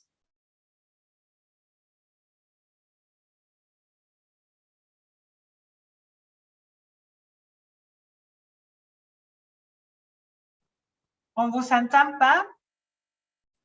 Merci beaucoup. Je vous remercie énormément de me donner la possibilité de participer à ce panel de haut niveau. Je voudrais aussi remercier Madame la ministre Célestine Kecha-Cortez qui a fait cette facilitation pour que je puisse y être. Ceci démontre de ce que nous attendons dans le relais, dans le leadership. Ce partage, qu'elle ne cesse de le faire, et c'est ça qui fait sa force ici, là, au Cameroun. Je vous suis directrice exécutive de l'ONG Servitas Cameroun. Servitas Cameroun est une ONG qui a le statut auprès de l'ECOSOC et qui travaille sur les questions de femmes et de genre. Alors, à Servitas Cameroun, pour le leadership et la représentativité des femmes, nous disons que les femmes ne peuvent pas être à l'arrivée si elles ne sont pas au départ. Or, au départ en politique, c'est de s'intégrer. Nous vivons dans un environnement où il y a des pesanteurs socio-culturelles qui empêchent les femmes d'accéder à certaines fonctions. Et les femmes elles-mêmes ne croient pas en elles et ne pensent pas qu'elles puissent y arriver. Alors, qu'est-ce que nous faisons? Dans Servitas Cameroun, depuis 2012, nous avons saisi l'opportunité d'une réunion conjointe du PNUD, ONU Femmes et Elections Cameroun. Elections Cameroun est l'organe en charge des élections au Cameroun pour s'engouffrer en tant que société civile. Nous venons à l'appui de l'action gouvernementale et nous saisissons toutes les opportunités qui nous sont données. Aujourd'hui, le Cameroun a fait des avancées significatives en question d'espace pour que les femmes puissent s'engouffrer. La première avancée qui a toujours existé, mais très peu exploitée, ce sont des discours de son président de la République, son Excellence Paul Biya, qui sont des discours très progressistes. Le mal, c'est la mise en application effective de ces discours par l'entourage. La deuxième chose, c'est de mettre l'accent sur l'éducation et la formation des femmes. Alors, comment le faire dans un entourage où il y a ces pesanteurs socio-culturelles? Nous nous sommes appuyés toujours en saisissant l'opportunité de la campagne He for She. Elle n'est pas lointaine, elle est récente, mais qui a beaucoup aidé, puisque les chefs traditionnels, qui sont souvent pointés des doigts, comme ceux-là même, qui mettent des us et coutumes qui ralentissent les femmes, sont en même temps les substituts de l'administration. Nous sommes partis leur vendre la campagne He for She. Et croyez-moi, les femmes, ça a marché, ça a mordu. Ils se sont sentis honorés, pris au sérieux et ils ont tout simplement adhéré. Et parlant d'un cadre institutionnel qui a permis à l'organe en charge des élections, qui est Elections Cameroun, de ne plus admettre des listes de candidats qui n'ont pas de femmes du tout, ça a permis à ce que les hommes aillent chercher les femmes. Ça a aussi permis du côté des chefs traditionnels qu'ils libèrent les femmes à s'engager dans la politique et leur expliquer en même temps qu'elles sont plus nombreuses, elles ont beaucoup de charges et elles connaissent mieux les besoins de la famille et qu'assises dans un conseil municipal, elles vont transformer leur environnement. Croyez-moi, nous avons eu aujourd'hui, et grâce à la ministre Célestine Ketcha-Koutez, des femmes de chefs assises dans le conseil municipal. C'est extraordinaire. C'est ce qu'on n'aurait jamais pu voir avant. Donc, nous avons, dans le cadre de la banderole que vous voyez derrière nous, c'est depuis 2012, Femmes et élections. Parce que les femmes sont des personnes très prudentes qui ne s'engagent jamais dans ce qu'elles ne connaissent pas. Or, à cause des barrières des us et coutumes, nous avons eu plusieurs femmes qui ne sont pas allées à l'école. Mais ça ne veut rien dire. C'était l'école, parler l'anglais ou le français. Mais ce sont ces femmes-là qui, en dialecte, captent très vite comment mettre en œuvre leur programme. Elles connaissent bien ce qu'elles veulent, elles connaissent leurs préoccupations puisque ce sont elles qui tiennent la société à la base. Elles sont nombreuses dans le secteur informel. Donc nous descendons sur le terrain pour les éduquer, les mobiliser, leur expliquer ce que c'est qu'une élection, leur dire qu'il est important déjà de s'inscrire et de s'engager politiquement, ce qui était un peu difficile pour elles, la peur. Rendre la question de l'élection quelque chose d'accessible à ces femmes et à plusieurs d'autres. Maintenant, lorsqu'elles arrivent au sein de la politique, notre rôle dans l'ONG Servitas Cameroun, c'est d'aller toucher ces autres organes qui sont les partis politiques. Parce qu'au Cameroun, la question de la libre candidature n'est pas encore une réalité. Donc, pour s'engager, il faut passer par des partis politiques et ce sont ces partis politiques-là qui font souffrir beaucoup de femmes. C'est au sein de ces partis politiques, dans la bataille du genre, qu'elles se retrouvent derrière. Au niveau des investitures, c'est toujours un problème. Donc, notre rôle, c'est d'aller aussi vers ces leaders des partis politiques qui sont en majorité des hommes pour leur faire comprendre que ce sont des organisations et qu'ils peuvent être frappés par la loi et qu'ils doivent la respecter. Maintenant, sur cette bataille de la course au leadership, il y a des violations des droits humains. Il est question aussi avec Servitas Cameroun, et c'est le programme sur lequel nous travaillons en ce moment, pour faire comprendre aux femmes la distinction qu'il y a entre le respect des us et coutumes et les violations des droits humains. Parce que plusieurs femmes ont vu leurs droits violés, mais elles ne savaient pas qu'elles étaient victimes des violations. Pour elles, c'était quelque chose de respect. Donc, Servitas Cameroun aujourd'hui, sur ce panel, pose la problématique de cette ouverture déjà lancée par la ministre Célestine Ketcha-Koutez pour qu'il y ait des échanges.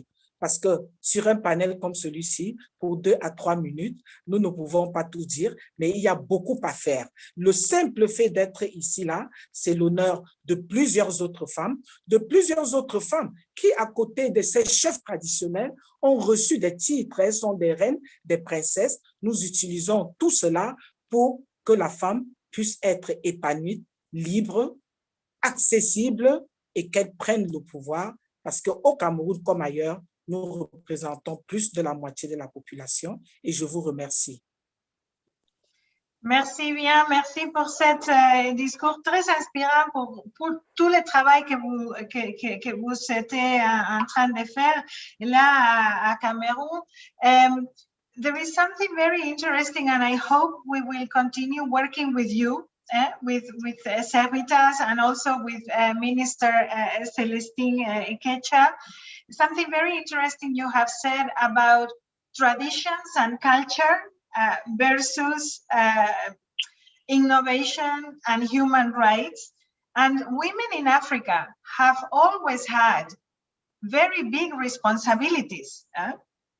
Traditionally, the responsibilities of managing money, managing households, and they have all been in the responsibilities of women. The difficulty in Africa, but also in many other parts of the world, in some parts of Latin America as well, is to extrapolate that to the public life. And I think it is a very important message that we need to give, educating women, but also educating men about the importance of doing that. So thank you for these inspiring words, and we look forward to continue our work with you in particular, and with Servitas and Cameroon. Allow me to wrap up this panel with an experience from Latin America, from Azuay in Ecuador. María Eugenia Torres está aquí con nosotros y representa a la primera mujer prefecta de Azuay. Ella es su directora de igualdad, y quería aprovechar, María Eugenia, para darte la palabra muy brevemente para compartir la visión de la prefecta, que sé que hoy no ha podido estar con nosotros. Brevemente, María Eugenia, ¿estás lista? No veo a María Eugenia. Hola, hola. Ah, María Eugenia, bienvenida. Muchas gracias, muy buenos días. Gracias a CGLU por el espacio, a pesar de que no ha podido efectivamente estar aquí Cecilia Méndez, quien es la prefecta de la Azuay. Gracias también al COMGOPE, quienes son el consorcio de prefecturas aquí en el Ecuador, ¿no? Muy buenos días por acá, un saludo a todas las personas, a todas las mujeres aquí presentes. Es un honor para mí compartir con ustedes este espacio y contarles de la experiencia azuaya frente a un posicionamiento político que lo estoy mirando aquí, que de hecho ya en su titular lo expone muy claramente, y es el feminismo, ¿no? Nosotras desde la provincia de la Azuay, lo que estamos, quisiera contarles a ustedes 3 elementos claves que estamos trabajando como estrategias para hacer una avanzada en términos feministas, en términos de derechos de las mujeres, y pues tiene que ver con espacios también territoriales. Son agendas que tenemos, una para las comunidades campesinas, el rol, la competencia de esta administración de los niveles provinciales en Ecuador. Están sobre todo asentados en el sector rural, y pues nuestra provincia, nuestro país es un territorio que tiene una presencia campesina y una presencia indígena. Nuestra agenda para las mujeres se ha armado con las mujeres campesinas en la provincia de la Azuay, y pues en una denominada propuesta Comunidades de Equidad. Desde la comprensión que tenemos sobre todo el peso laboral, todo el peso que tienen que enfrentar las mujeres en el sector rural. Además son territorios de altísima migración, y pues parte de eso, parte de la agenda es algo que ustedes ya han citado muy fuertemente, y es el tema de la economía del cuidado y los cuidados en general. Eso esta necesidad de conformar, de hacer redes y de tener allí presencia con voz, presencia con acciones, pero siempre en conjunto, ¿no? Siempre haciendo fuerza. En este mismo sentido, tenemos un trabajo institucional al nivel de la institución para trabajar con mujeres funcionarias, servidoras públicas, que es un espacio también en el que se sufre violencia, en el que tenemos también problemas, y pues allí tenemos, todos los espacios están marcados por una necesidad y por una convicción ética de resguardar también la autonomía de los espacios, porque al ser redes son espacios de conformación de mujeres que se han juntado con un propósito, y con un propósito que va a entrar en disputa con los poderes, ¿no? Y pues eso amerita una disposición en este caso de la autoridad, de la administración, a respetar la autonomía de estos espacios. Y un tercer espacio que les quiero compartir a ustedes es aquel conformado con mujeres electas en la provincia, que hace un llamado que congrega a las mujeres que que están en niveles de alcaldías, de las 15 alcaldías que tenemos en la provincia, municipios, los 15 están ocupados por hombres, ¿no? Las mujeres están en cargos como concejalas, como parlamentarias dentro de los municipios, y pues ellas han sido convocadas a este espacio. Y tenemos también el nivel administrativo territorial, que son las parroquias. Son 71 parroquias, y de las 71 parroquias tenemos apenas 2 presidentas en estos niveles, ¿no? Ellas están convocadas al espacio, y están convocadas también las vocales, mujeres vocales que han sido electas por la población. ¿Qué es lo que un propósito María fuerte Eugenia, en todas estas agendas? Medio minutito, tenemos que ir ya acabando. Sí, uno de los enfrentamientos que marcan nuestras agendas son los temas de violencia y los temas de autocuidado. Eso compartir con ustedes, y pues muchas gracias por el espacio. Muchísimas gracias por compartir estas experiencias. Yo creo muy importantes también traer ese nivel territorial más allá de la ciudad también, ¿no? Ese espacio subnacional que representan las prefecturas, y por traer también la importancia de las mujeres en lo rural, que yo creo que esa simbiosis entre lo rural y lo urbano es muy importante para nuestro movimiento. Gracias por exponer ese trabajo hecho, y con muchas ganas de continuar con esta colaboración con Azuay y con Congope, que une a todas esas prefecturas y que lidera nuestro trabajo en materia de regiones en CGLU. So I'm wrapping up with this segment, and I'm going with the last segment of our discussion, which is about care, and care at the center of what we do, and care as a transformational tool for policy making at local level, and also as an equality tool, right? We think that if we change the priorities, and if we put the perspective of those most vulnerable at the heart of the definition of a new generation of service provision, we will be able to overcome some of the weaknesses that our systems have nowadays. And to discuss these issues, I have again a luxury panel with us. We've got Fatimetou Abdel Malik, the first women president of the region of Nouakchott in Mauritania, and former president of Refela as well. She is a very important champion for UCLG, and the feminist municipal movement would not be possible without her, I have to say. We have Atishi Marlena, ICLEI vice president, and UNACLA co-chair from Delhi also joining us. And we've got Anila Noor, managing director of the New Women Connectors.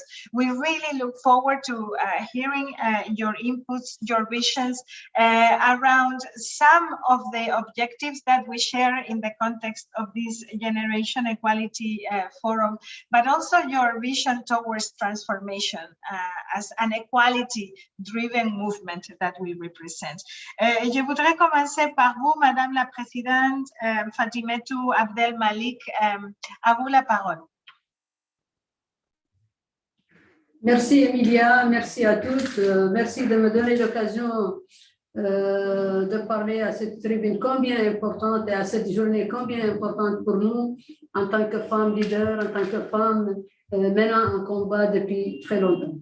Alors, comme a dit Emilia, moi je suis parmi les femmes qui ont vécu cette singularité au niveau du mouvement municipal, parce que j'ai été maire la première fois et la seule femme maire en Mauritanie en 2001, ce qui fait que entre 216 maires, j'étais la seule femme, toute isolée, toute singulière au niveau de cette assemblée d'hommes, ce qui a fait que j'ai essayé, autant que faire se peut, de ne pas rester à la traîne et de mener et de m'imposer à travers des réalisations, mon empreinte. J'ai laissé mon empreinte à la commune que j'ai dirigée pendant 17 ans. Donc, et là, je suis présentement au niveau régional et je suis, comme elle a dit, la première femme présidente de région au niveau de la Mauritanie.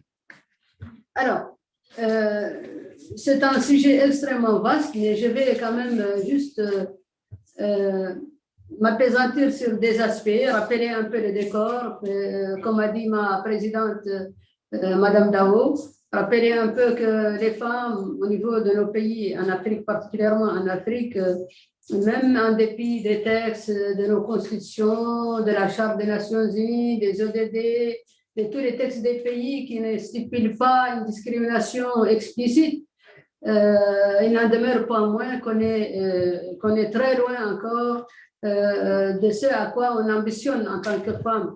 Parce que même si on est nombreuses, les dividendes démographiques, 51 à 52% parfois, même si s'il y a des compétences parmi nous, même si le mouvement féminin a pris un grand élan, ça s'est concrétisé d'ailleurs en Afrique par la création de notre réseau, le REFELA, le réseau des femmes élites d'Afrique. Même en dépit de tout ça, on est resté toujours vulnérable, on est resté peu présente dans les sphères de décision. Et ça, c'est malheureux. Il y a une partie qui incombe à nous-mêmes en tant que femmes parce que il y a une prise de conscience que toutes les femmes n'ont pas, malheureusement. Mais il y a aussi cette obstruction, ce barrage que font d'autres devant les femmes. Quelqu'un a parlé tout à l'heure des listes électorales. Ma collègue d'ailleurs du Cameroun a parlé du positionnement dans les listes électorales. Elle a parlé des partis politiques. J'épouse parfaitement ce qu'elle a dit, parce que les partis politiques, même au niveau du directoire de ces partis politiques, il n'y a pas une présence des femmes. Donc, quand ils veulent faire le positionnement et élaborer les listes, les femmes ne sont pas là pour être positionnées. Et donc, il y a un adage qui dit, si vous le faites pour moi, sans moi, c'est contre moi. Donc, généralement, les femmes sont peu présentes dans ce positionnement. Même s'il y a eu quand même des avancées significatives. Si je vous dis qu'en Mauritanie, sur les 219 maires, il n'y a que 7 femmes qui sont maires, c'est une avancée par rapport à ce que moi j'ai connu en 2001, parce que j'étais la seule femme maire. Au niveau des régions, malheureusement, ce n'est pas le cas, mais il y a quand même une forte présence des femmes au niveau des conseils municipaux. Ceci a été un préalable au mouvement municipal mondial, qui a boosté un peu une énergie, un élan de solidarité, d'échange, de mutualisation entre les femmes au niveau mondial. Et c'est l'occasion de remercier vivement le CGLI parce que c'est notre organisation fêtière et elle héberge un peu toutes ces stratégies-là. Nous la remercions au passage. Donc, ce constat a fait que nous fait dire que les femmes sont restées très vulnérables, peu présentes dans les sphères de décision, aussi bien électives que l'administration. Parce que déjà, l'électif, déjà, il y a une expression de démocratie, il y a les urnes qui peuvent parler. Mais au niveau de l'administration, c'est juste à tour de bras qu'on peut nommer des femmes. Malheureusement, ce n'est pas ce qui se passe. C'est pas ce qui se passe. Aussi, au niveau de l'activité économique, elles sont restées essentiellement, elles n'ont pas trouvé refuge que dans le secteur informel. Elles sont restées dans le secteur informel. Donc, ce qui fait qu'il y a une précarité, elles n'ont pas accès au crédit, elles ne peuvent pas, si elles sont chefs de projet, elles sont vite, ou chefs comment dirais-je, de société, elles sont vite cassées, elles n'ont pas toutes les faveurs que certains d'autres ont. Malheureusement, tout ça devait être consigné et ça devait être si vous voulez, tout un répertoire sur lesquels, en tant que femmes, nous devons nous battre. Donc, encore une fois, c'est l'occasion de dire que ce n'est pas seulement pour une question d'égalité, c'est pour une question de justice, c'est pour une question de droit, c'est pour une question d'efficacité, c'est pour une question d'épanouissement de la société elle-même, c'est pour une question de développement.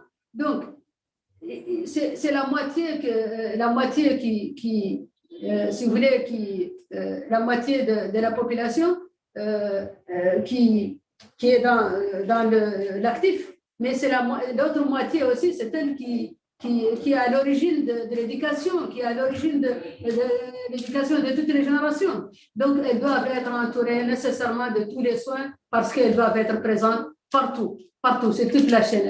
Si je peux dire, elles ont un rôle vraiment transversal. Alors, nous, au niveau, pour revenir un peu sur les stratégies au niveau de nos régions, de notre région particulièrement, j'aimerais quand même souligner que au niveau de ma région, il y a un peu la parité au niveau du bureau de la région parce que nous sommes 6 avec une présidente, donc 3 avec une présidente. Je dirais même un peu plus que la parité parce qu'il y a une présidente. Et la présidente est femme. Donc, c'est déjà un atout en soi. Mais il y a des stratégies que nous avons élaborées au niveau de la région, particulièrement pendant la période de la COVID-19 qui a accentué les inégalités. Elles étaient là déjà, mais elles ont été accentuées par la présence de la COVID parce que les secteurs informels, les petites activités dans lesquelles les femmes opéraient, elles ont été un peu étranglées par cette situation, malheureusement, ce qui a fait que ce qui nous a demandé, interpellé pour les accompagner autant que faire se peut, pour qu'elles puissent mener des petites activités qui assuraient un peu le revenu de la famille, parce que chez nous, en Afrique, la femme, elle est très présente dans si vous voulez, la ration alimentaire de la famille. Moi, je dis souvent que la fibre sociale a démontré que la résilience de la famille est portée par les femmes. Donc, en Afrique, c'est ça, et particulièrement au niveau rural, parce que c'est sur elles que reposent toutes les activités je dirais, domestiques, la recherche de bois, l'eau, etc. Tout ça repose sur les femmes. Alors, nous avons, si vous voulez, mené des petites activités, créer des mini-projets à l'endroit des femmes, notamment des activités de maraîchage, accompagner les coopératives féminines parce qu'elles en ont besoin, mais surtout renforcer les capacités des jeunes filles pour qu'elles puissent être intégrées dans le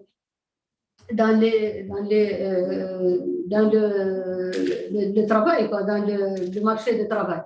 Et ça a été très important parce qu'on a ciblé des activités qui étaient initialement réservées aux hommes. Notamment, chez nous, on a ce qu'on appelle le boubou, et la couture du boubou était, si vous voulez, faite que par les hommes. Mais on a formé des femmes désormais qui font ça, et ça a très bien marché. Nous avons disponibilisé le matériel, et elles sont positionnées maintenant sur ce marché-là. C'est un bon créneau pour elles.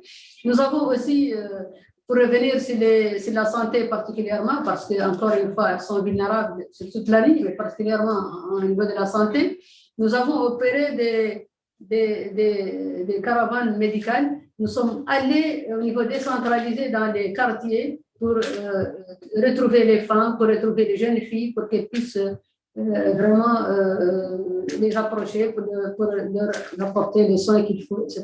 Mais nous avons aussi, au niveau de l'éducation, nous avons compris, nous avons constaté que pendant la COVID, il y a des femmes, des jeunes filles qui ne vont plus à l'université, qui ne vont plus à l'école. Et nous avons pour cela créé une plateforme. Nous avons créé une plateforme justement pour leur permettre de suivre les cours à distance. Nous avons disponibilisé des professeurs, des bons professeurs, pour qu'ils puissent suivre les cours en tout cas essentiels, des cours scientifiques à distance, et ça a marché, ça a donné l'année passée un très bon résultat. Cette année, nous espérons que ça donne un autre résultat parce que les cours ont déjà commencé. Si on pouvait, si la caméra pouvait tourner, vous pouvez voir les tableaux parce qu'ils font les cours dans cette salle même parce qu'elle est aménagée pour ça. Donc, il y a un certain nombre de... Merci, Madame la Présidente. Un demi-minute pour terminer. Merci. Donc, c'est un certain nombre de stratégies. Je ne veux pas vous embêter avec tout ce qu'on a fait parce que je ne veux pas être exhaustif. Mais l'essentiel est de dire qu'il y a encore beaucoup à faire. Il y a encore beaucoup à faire, même si nous avons été présentes, si nous avons mené un combat, et si les textes nous appuient, il n'y a pas de discrimination, il y a encore beaucoup à faire parce qu'on doit nous accompagner, il y a beaucoup à faire. Merci encore une fois, Emilia. Merci à tous. Merci à vous. Vous avez dit que c'est une question non seulement d'égalité, mais aussi de justice, d'efficacité et de devoir. Et je pense que ce sont des mots très forts, très inspirants pour nous tous et tous. Et I also think that they give us a very important share of responsibility on how we need to focus on the activities that we need to do to accompany this work towards equality. And thank you very much for the examples that you have provided. We are going to a different part of the world. We are going to India now, to Delhi, and I am delighted to have with us the Vice President of ICLEI with us, and the co-chair of the United Nations Advisory Committee of Local Authorities. Welcome, Atishi. Thank you so much. It is an honor to be here at the UCLG Women's event today. And I'm here not just on behalf of ICLEI and UNACLA, but as a member of the Legislative Assembly of Delhi, and to share the experiences of what my political party, which has now been in power for the last 6 years in Delhi, or what we have really done in terms of policy, in terms of transformation, to make it truly a city for women, and how we have invested in the future of women. And just to give you a brief introduction, I come from this political party called the Aam Aadmi Party, which translates into literally the party of the common man. And 6 years ago, we were a new political party. We came into power with a resounding majority. And there is a very clear policy shift that has happened in the last 6 years that our government has been in power. A policy shift that is looking to invest in people. That we believe that the more one invests in people, the more the people themselves can get empowered to solve their problems. And I think if you were to see the policies of governments, they very systematically exclude investment in women, while they often run token programs that affect women, and there are many symbolic schemes that are implemented. But the fundamental priorities of the government do not actually focus on women or on other marginalized groups. So 2 things which have been the biggest policy priorities of our government in the last 6 years have been education and healthcare. And this is where a majority of the budget for the last 6 years, for all the 6 budgets that have been presented, the greatest amount of investment has gone into education and healthcare. For the last 6 budgets, 25% of the Delhi state budget is invested into education. The next budget item in every year, about 15 to 17% of the state budget goes into healthcare. And I personally believe that these 2 issues affect women the most. So number 1, I'll start with education. In Delhi, like across India and a lot of developing countries, in the last 20 years, from the early 90s, there has been a massive decline in the public education system. And you see a shift towards private education. Now, what happens is that as you see a shift towards private education, this actually leads to the exclusion of girls from high quality education. Because when a low income family has the resources only to educate one child and to pay the fees of one child, they always make the choice of sending their son to a private school so that he can get a good education. And the daughters end up going to a public school, to a government school, where there has often been very low quality education. Once I was addressing the assembly of one public school, which was a girls' public school, and I asked the girls who were sitting there, I asked them, how many of you have brothers who study in private schools? This was about 4 years back. And I'm not joking, but almost 90% of the girls raised their hands. So their brothers were being sent into private schools, but the girls were being sent into public schools, which were really decrepit, falling apart with poor quality education. And in the last 6 years, with systematic investment, 1, in the infrastructure of schools, number 2, in ensuring that teachers are there in every classroom. Number 4, in improving the quality of teaching. Number 5, in having very systematic remedial programs that children who are below the learning levels where they're supposed to be can systematically reach the learning outcomes that they are supposed to. We have seen a turnaround of the public education system, a turnaround to the degree that now the school leaving exam that one has at the end of the 14 years of education, which is a public exam which is taken by private schools and public schools alike, the government schools or public schools are now outperforming the private schools for the last 4 years. And this is a shift that could never have been expected. You have children from government schools, from our public schools now getting admission into some of the most elite medical and engineering colleges, which are some of the most sought after admissions in higher education, now coming from children who are coming from low income backgrounds, having studied in public education. And here, the greatest impact has been for girls. Today, till 6 years ago, when you would go into a public school, girls studying in public schools did not even have drinking water or clean toilets to go to. The biggest transformation that I have seen has been in the body language of the girls who study in school. 6 years ago, you go into school, let alone talk to you, they would not even make eye contact with you. And now you have the same girls who are confident, who are performing well, whom you can see come up on stage in the school assembly, speak out their minds. Recently, there was an issue going on about a year back about the fees that have to be paid for the school leaving exam. And one girl addressed the education minister in a gathering of 5,000 people. The program was of something else.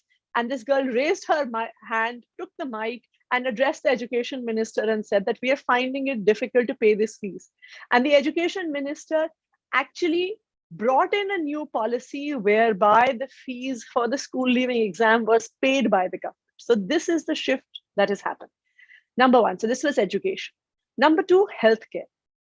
The interesting thing about healthcare is, and I'm sure you see this across all developing countries, is that when public healthcare is in a decline, when the access to healthcare is paid, then the first people who fall out of the circle of good quality healthcare are women.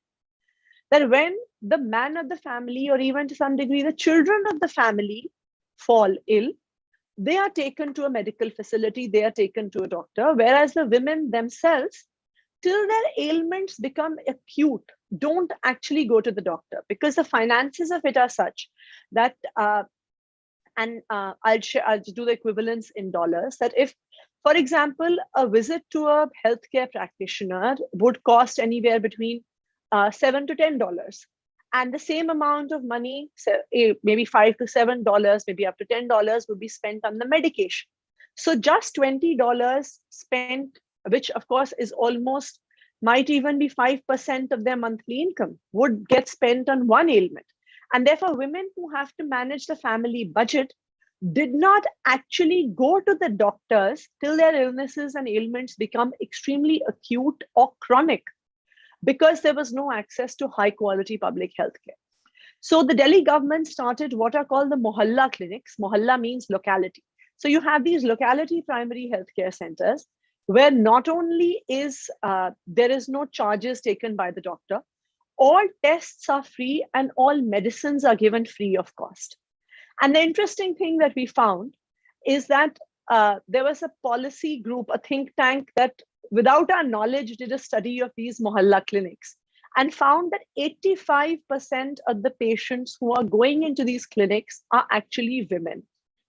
And so by removing that financial barrier, it meant that for the first time, women could actually access healthcare whenever they needed. These two have been extremely important interventions in really creating a city that cares.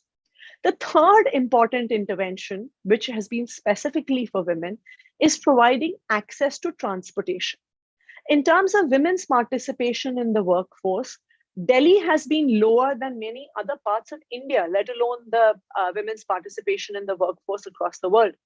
There was only 11% of women who were participating in the workforce in Delhi.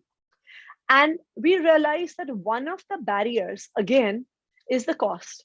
that with even the cost of public transportation being high, what happens is that when a girl has to go to college, or a woman has to go to work, or a woman even has to go for leisure activities, the girl who has to go to college is often told that the college is extremely far, we will end up, the transport is not safe. Why do you need to go there? Why don't you study in a distance program? And same goes for women in work, that the reality of our society is that women do often get paid less than men, and therefore with expensive transport, it often was becoming financially unviable for them to go out and work, because they were ending up spending a large part of their earnings just on the travel. 2 years ago, all bus travel for women in Delhi was made free of cost. Now, any woman in Delhi can enter a bus and you get this pink ticket. A pink ticket is the women's ticket for which they do not have to pay.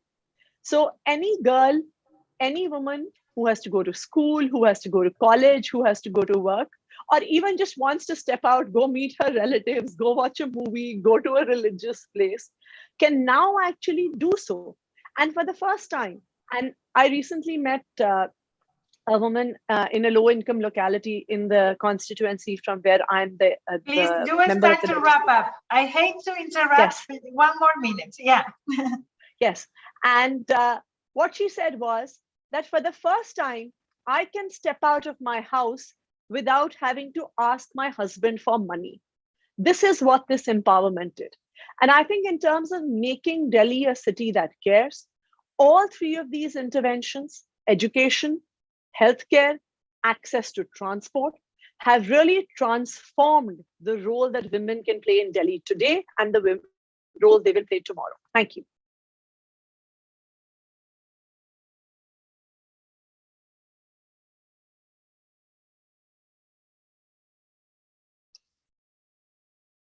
Sorry, my computer kicked me out, so I had a panic moment, and I hated that because I interrupted you to give you less time while you were saying such interesting things.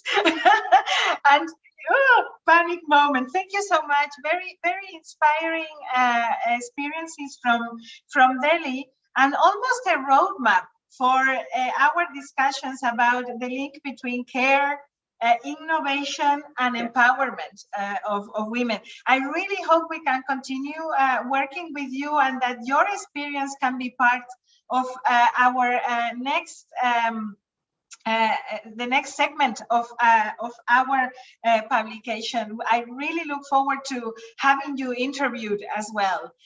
Thank you very much for this. Thank you very much for this input. It gives us a lot of hope and strength to see that there are things that work, right? That can make a little girl stand up and raise her hand in a room full of people saying, look, we need to do something about it. So thank you so much. I'm going now to Anila Noor, the Managing Director of New Women Connectors, a very important partner for us because she gives us the perspective of migrant women, and it's a very important part of our work as well. Those that are most vulnerable are also often migrants, and if you connect migration with women, then yeah, you have a very specific calendrum going on there, and so we are delighted to be able to work with Anila in different fora following the implementation of the Global Compact on Migration, and hopefully now bringing her closer to our work in this feminist movement.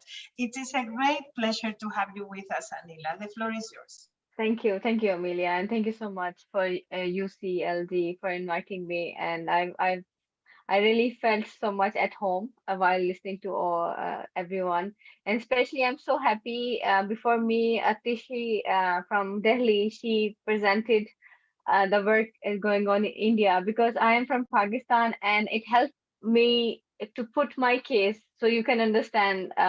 While raised up and brought up in Pakistan, we as a woman, we always taken as a burden. We always feel like we do not have a contribution in the society, and the disappointment went on, keep on when I become a refugee migrant myself in Europe, in Netherlands, and I felt and faced the same barrier, same expectation, and same stereotypical images of women as a burden, as a refugee and migrant background. So it continues. So the work which I was doing in Pakistan is becoming like more harder and more complicated in Europe, because Europe seems like, okay, we have in place education system, we have integration, we have so many policy, we have a system, but in reality, no.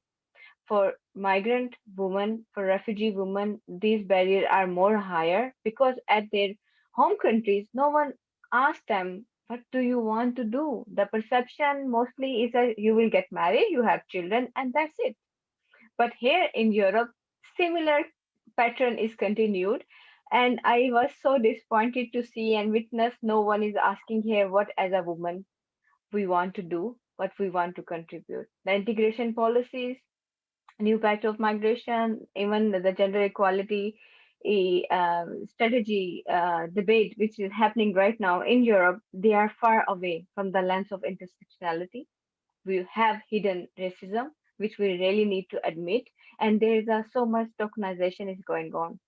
So, as a woman of color working in policy level in Europe, we really trying to create a new role models by bringing the voices from different scenario, from different refugee and migrant background, especially for women, to put them. They are not vulnerable. System are making them vulnerable. They are resilient. They are powerful women. So this image really need to change.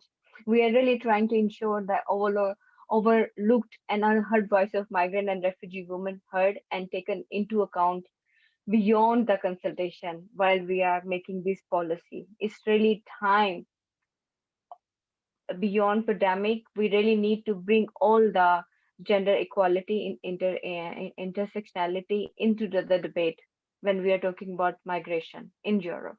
And that's what we are trying to do at New Women Connectors. We are trying to hold different kind of platform where we bring migrant and refugee women from different background and giving them why it is important to be part of this discussion. There are hardly any kind of platform where they feel empowered enough. They get the tools and the resources to be part of this discussion, because it's very easy if I say, okay, I want to be integrated, but I can do, obviously, what can I do tomorrow? I can open my restaurant. But if I say, no, I want to be a judge, I want to be a doctor, I want to be a engineer, the path first is empty, lack of information, lack of resources, and it's a long way. So that's what similar we are facing in Europe. So it's very easy if we say, okay, we are developing country, we have limited resources, but it's a shock. Like it's happening in Europe. So women from migrant background, they're facing so much barrier, they are facing so much restriction, how they can expand their self for their generation. They are doing a lot, but visibility hardly there. We really want to have new role models to think about. I always say there are hundreds and hundreds of Malalas, but how and whom we are making Malalas, that is important, because the framing, the narratives in Europe on the woman is hardly giving a focus. They are blind, and we are trying to highlight this issue. We're really trying to bring a woman to change their representation in immigration and refugee interest in Europe in the policy debate, but also trying to ensure to promote women their realization. Like I remember some of panelists before me, they were saying sometimes you become a victim, either it's gender violence, either it's discrimination, but you are unable to tag it, to name it, because we never been that much confidence before that we stand and we say no. That's what we are trying to say. If you want to we're aware of this discrimination, gender-based violence, and you know how to say no, and if you want support, where you can get and ask for the support. Because in last year when we launched our Leading Resilience project, what we did, we bring so many refugee and migrant women virtually, and we help them to talk in their mother tongue. We held these webinars, this virtual gathering in Spanish, in Arabic, in Urdu, Hindi, Punjabi, and many other. So they feel comfortable, and the safety element of feel safe space is very much needed when we're having this kind of discussion. And the interpretation is also very important, like how we defining what is problem according to me as a woman of color living in Europe. What I am saying, what is problem, instead of you have anyone as a research and just use us as a data and unable to understand our problem. Same goes with the solution, how we are defining the solution, how we are defining the equity, equality, and inclusion, what is for us and what is not working for us. So we are really trying to contribute to the building the positive empowerment coming from the refugee background and migrant background, because we want to not only give this advocacy of awareness, I think, in the policy debate, but also giving the understanding to the communities is very needed, because you see the pandemic shadow give a very much high raise in the gender-based violence in Europe, and there are so much limited information about the health. Now we have vaccines, so we are making sure no one leave behind. So we launch a campaign of a vaccine for all for vaccine. It is very important.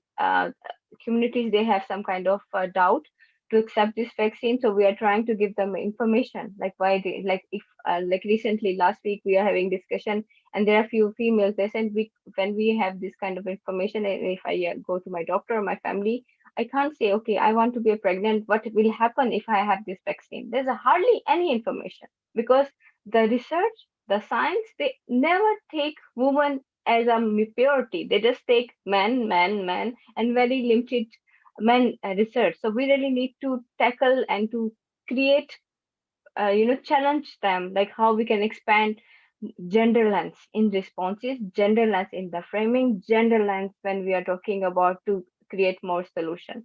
There's so many things which can I share, but in the last, I know we are almost over. I don't want to take, but I want to request. This is a really a turning point. We believe in the potential of the migrant woman and the power of the knowledge and talent. We really want to give women visibility and highlight their voice and bring them to this kind of platform with the power. So we really need resources. We really need to have more partnership. So we have a solidarity, and we can create actually an ecosystem of feminism, an ecosystem where we are building with each other instead of taking away from each other. Thank you so much.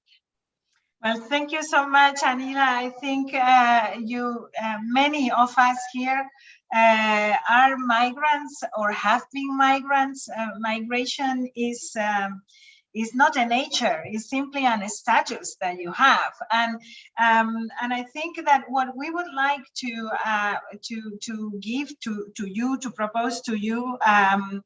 As managing director of New Women Connectors, is the possibility to consider local governments as your partners for transformation. I think that's the kind of partnership that we need to build. I really like this notion of this ecosystem, this feminist ecosystem that we need to build at the municipal level.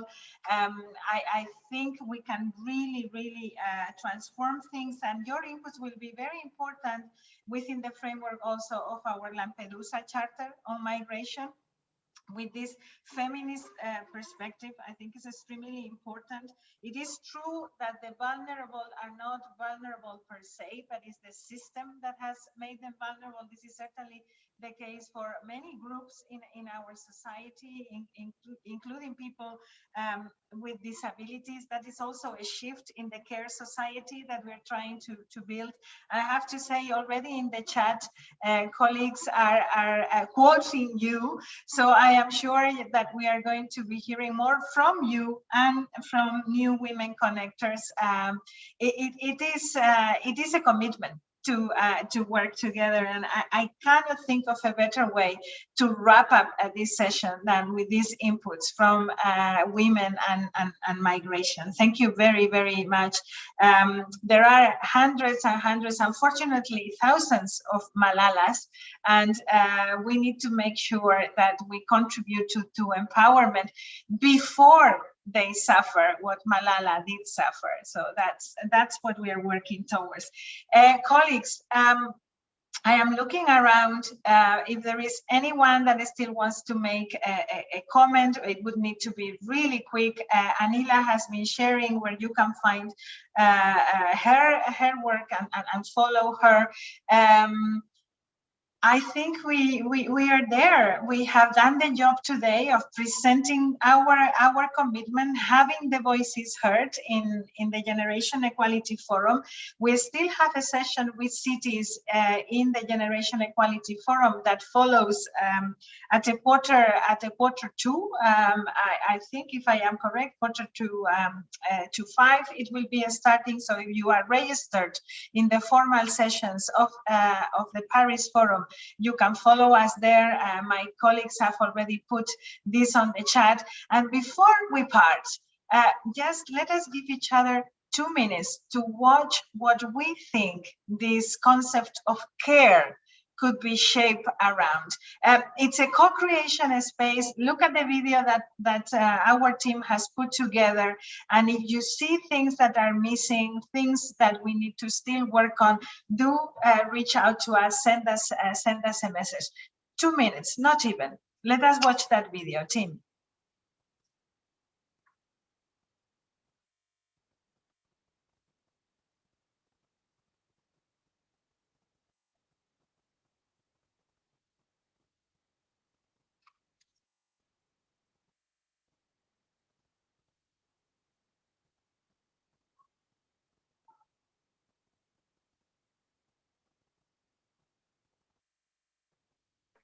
We can't hear anything, or I can't hear anything.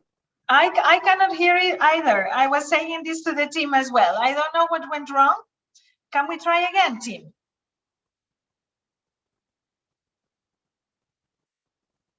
I don't know what is going on because they are not with me in the room. But anyway, we can understand that very well. And yes. It's a beautiful synthesis. Let us try again.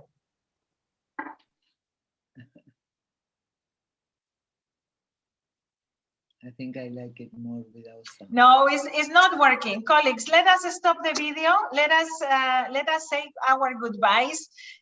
Sorry, colleagues, something went wrong there. I don't want to keep you any longer. We will make sure that you get to watch that video.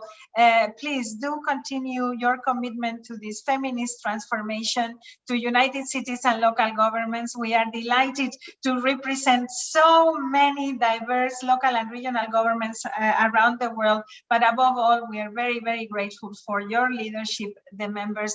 Thank you, everybody. Please keep healthy, keep well, keep creative, and keep empowering. Bye-bye. Bye. Thank you so much. Bye. Thank you very much for being with us. Thank you, Emilia. Thank you very much. Qué lindo el video.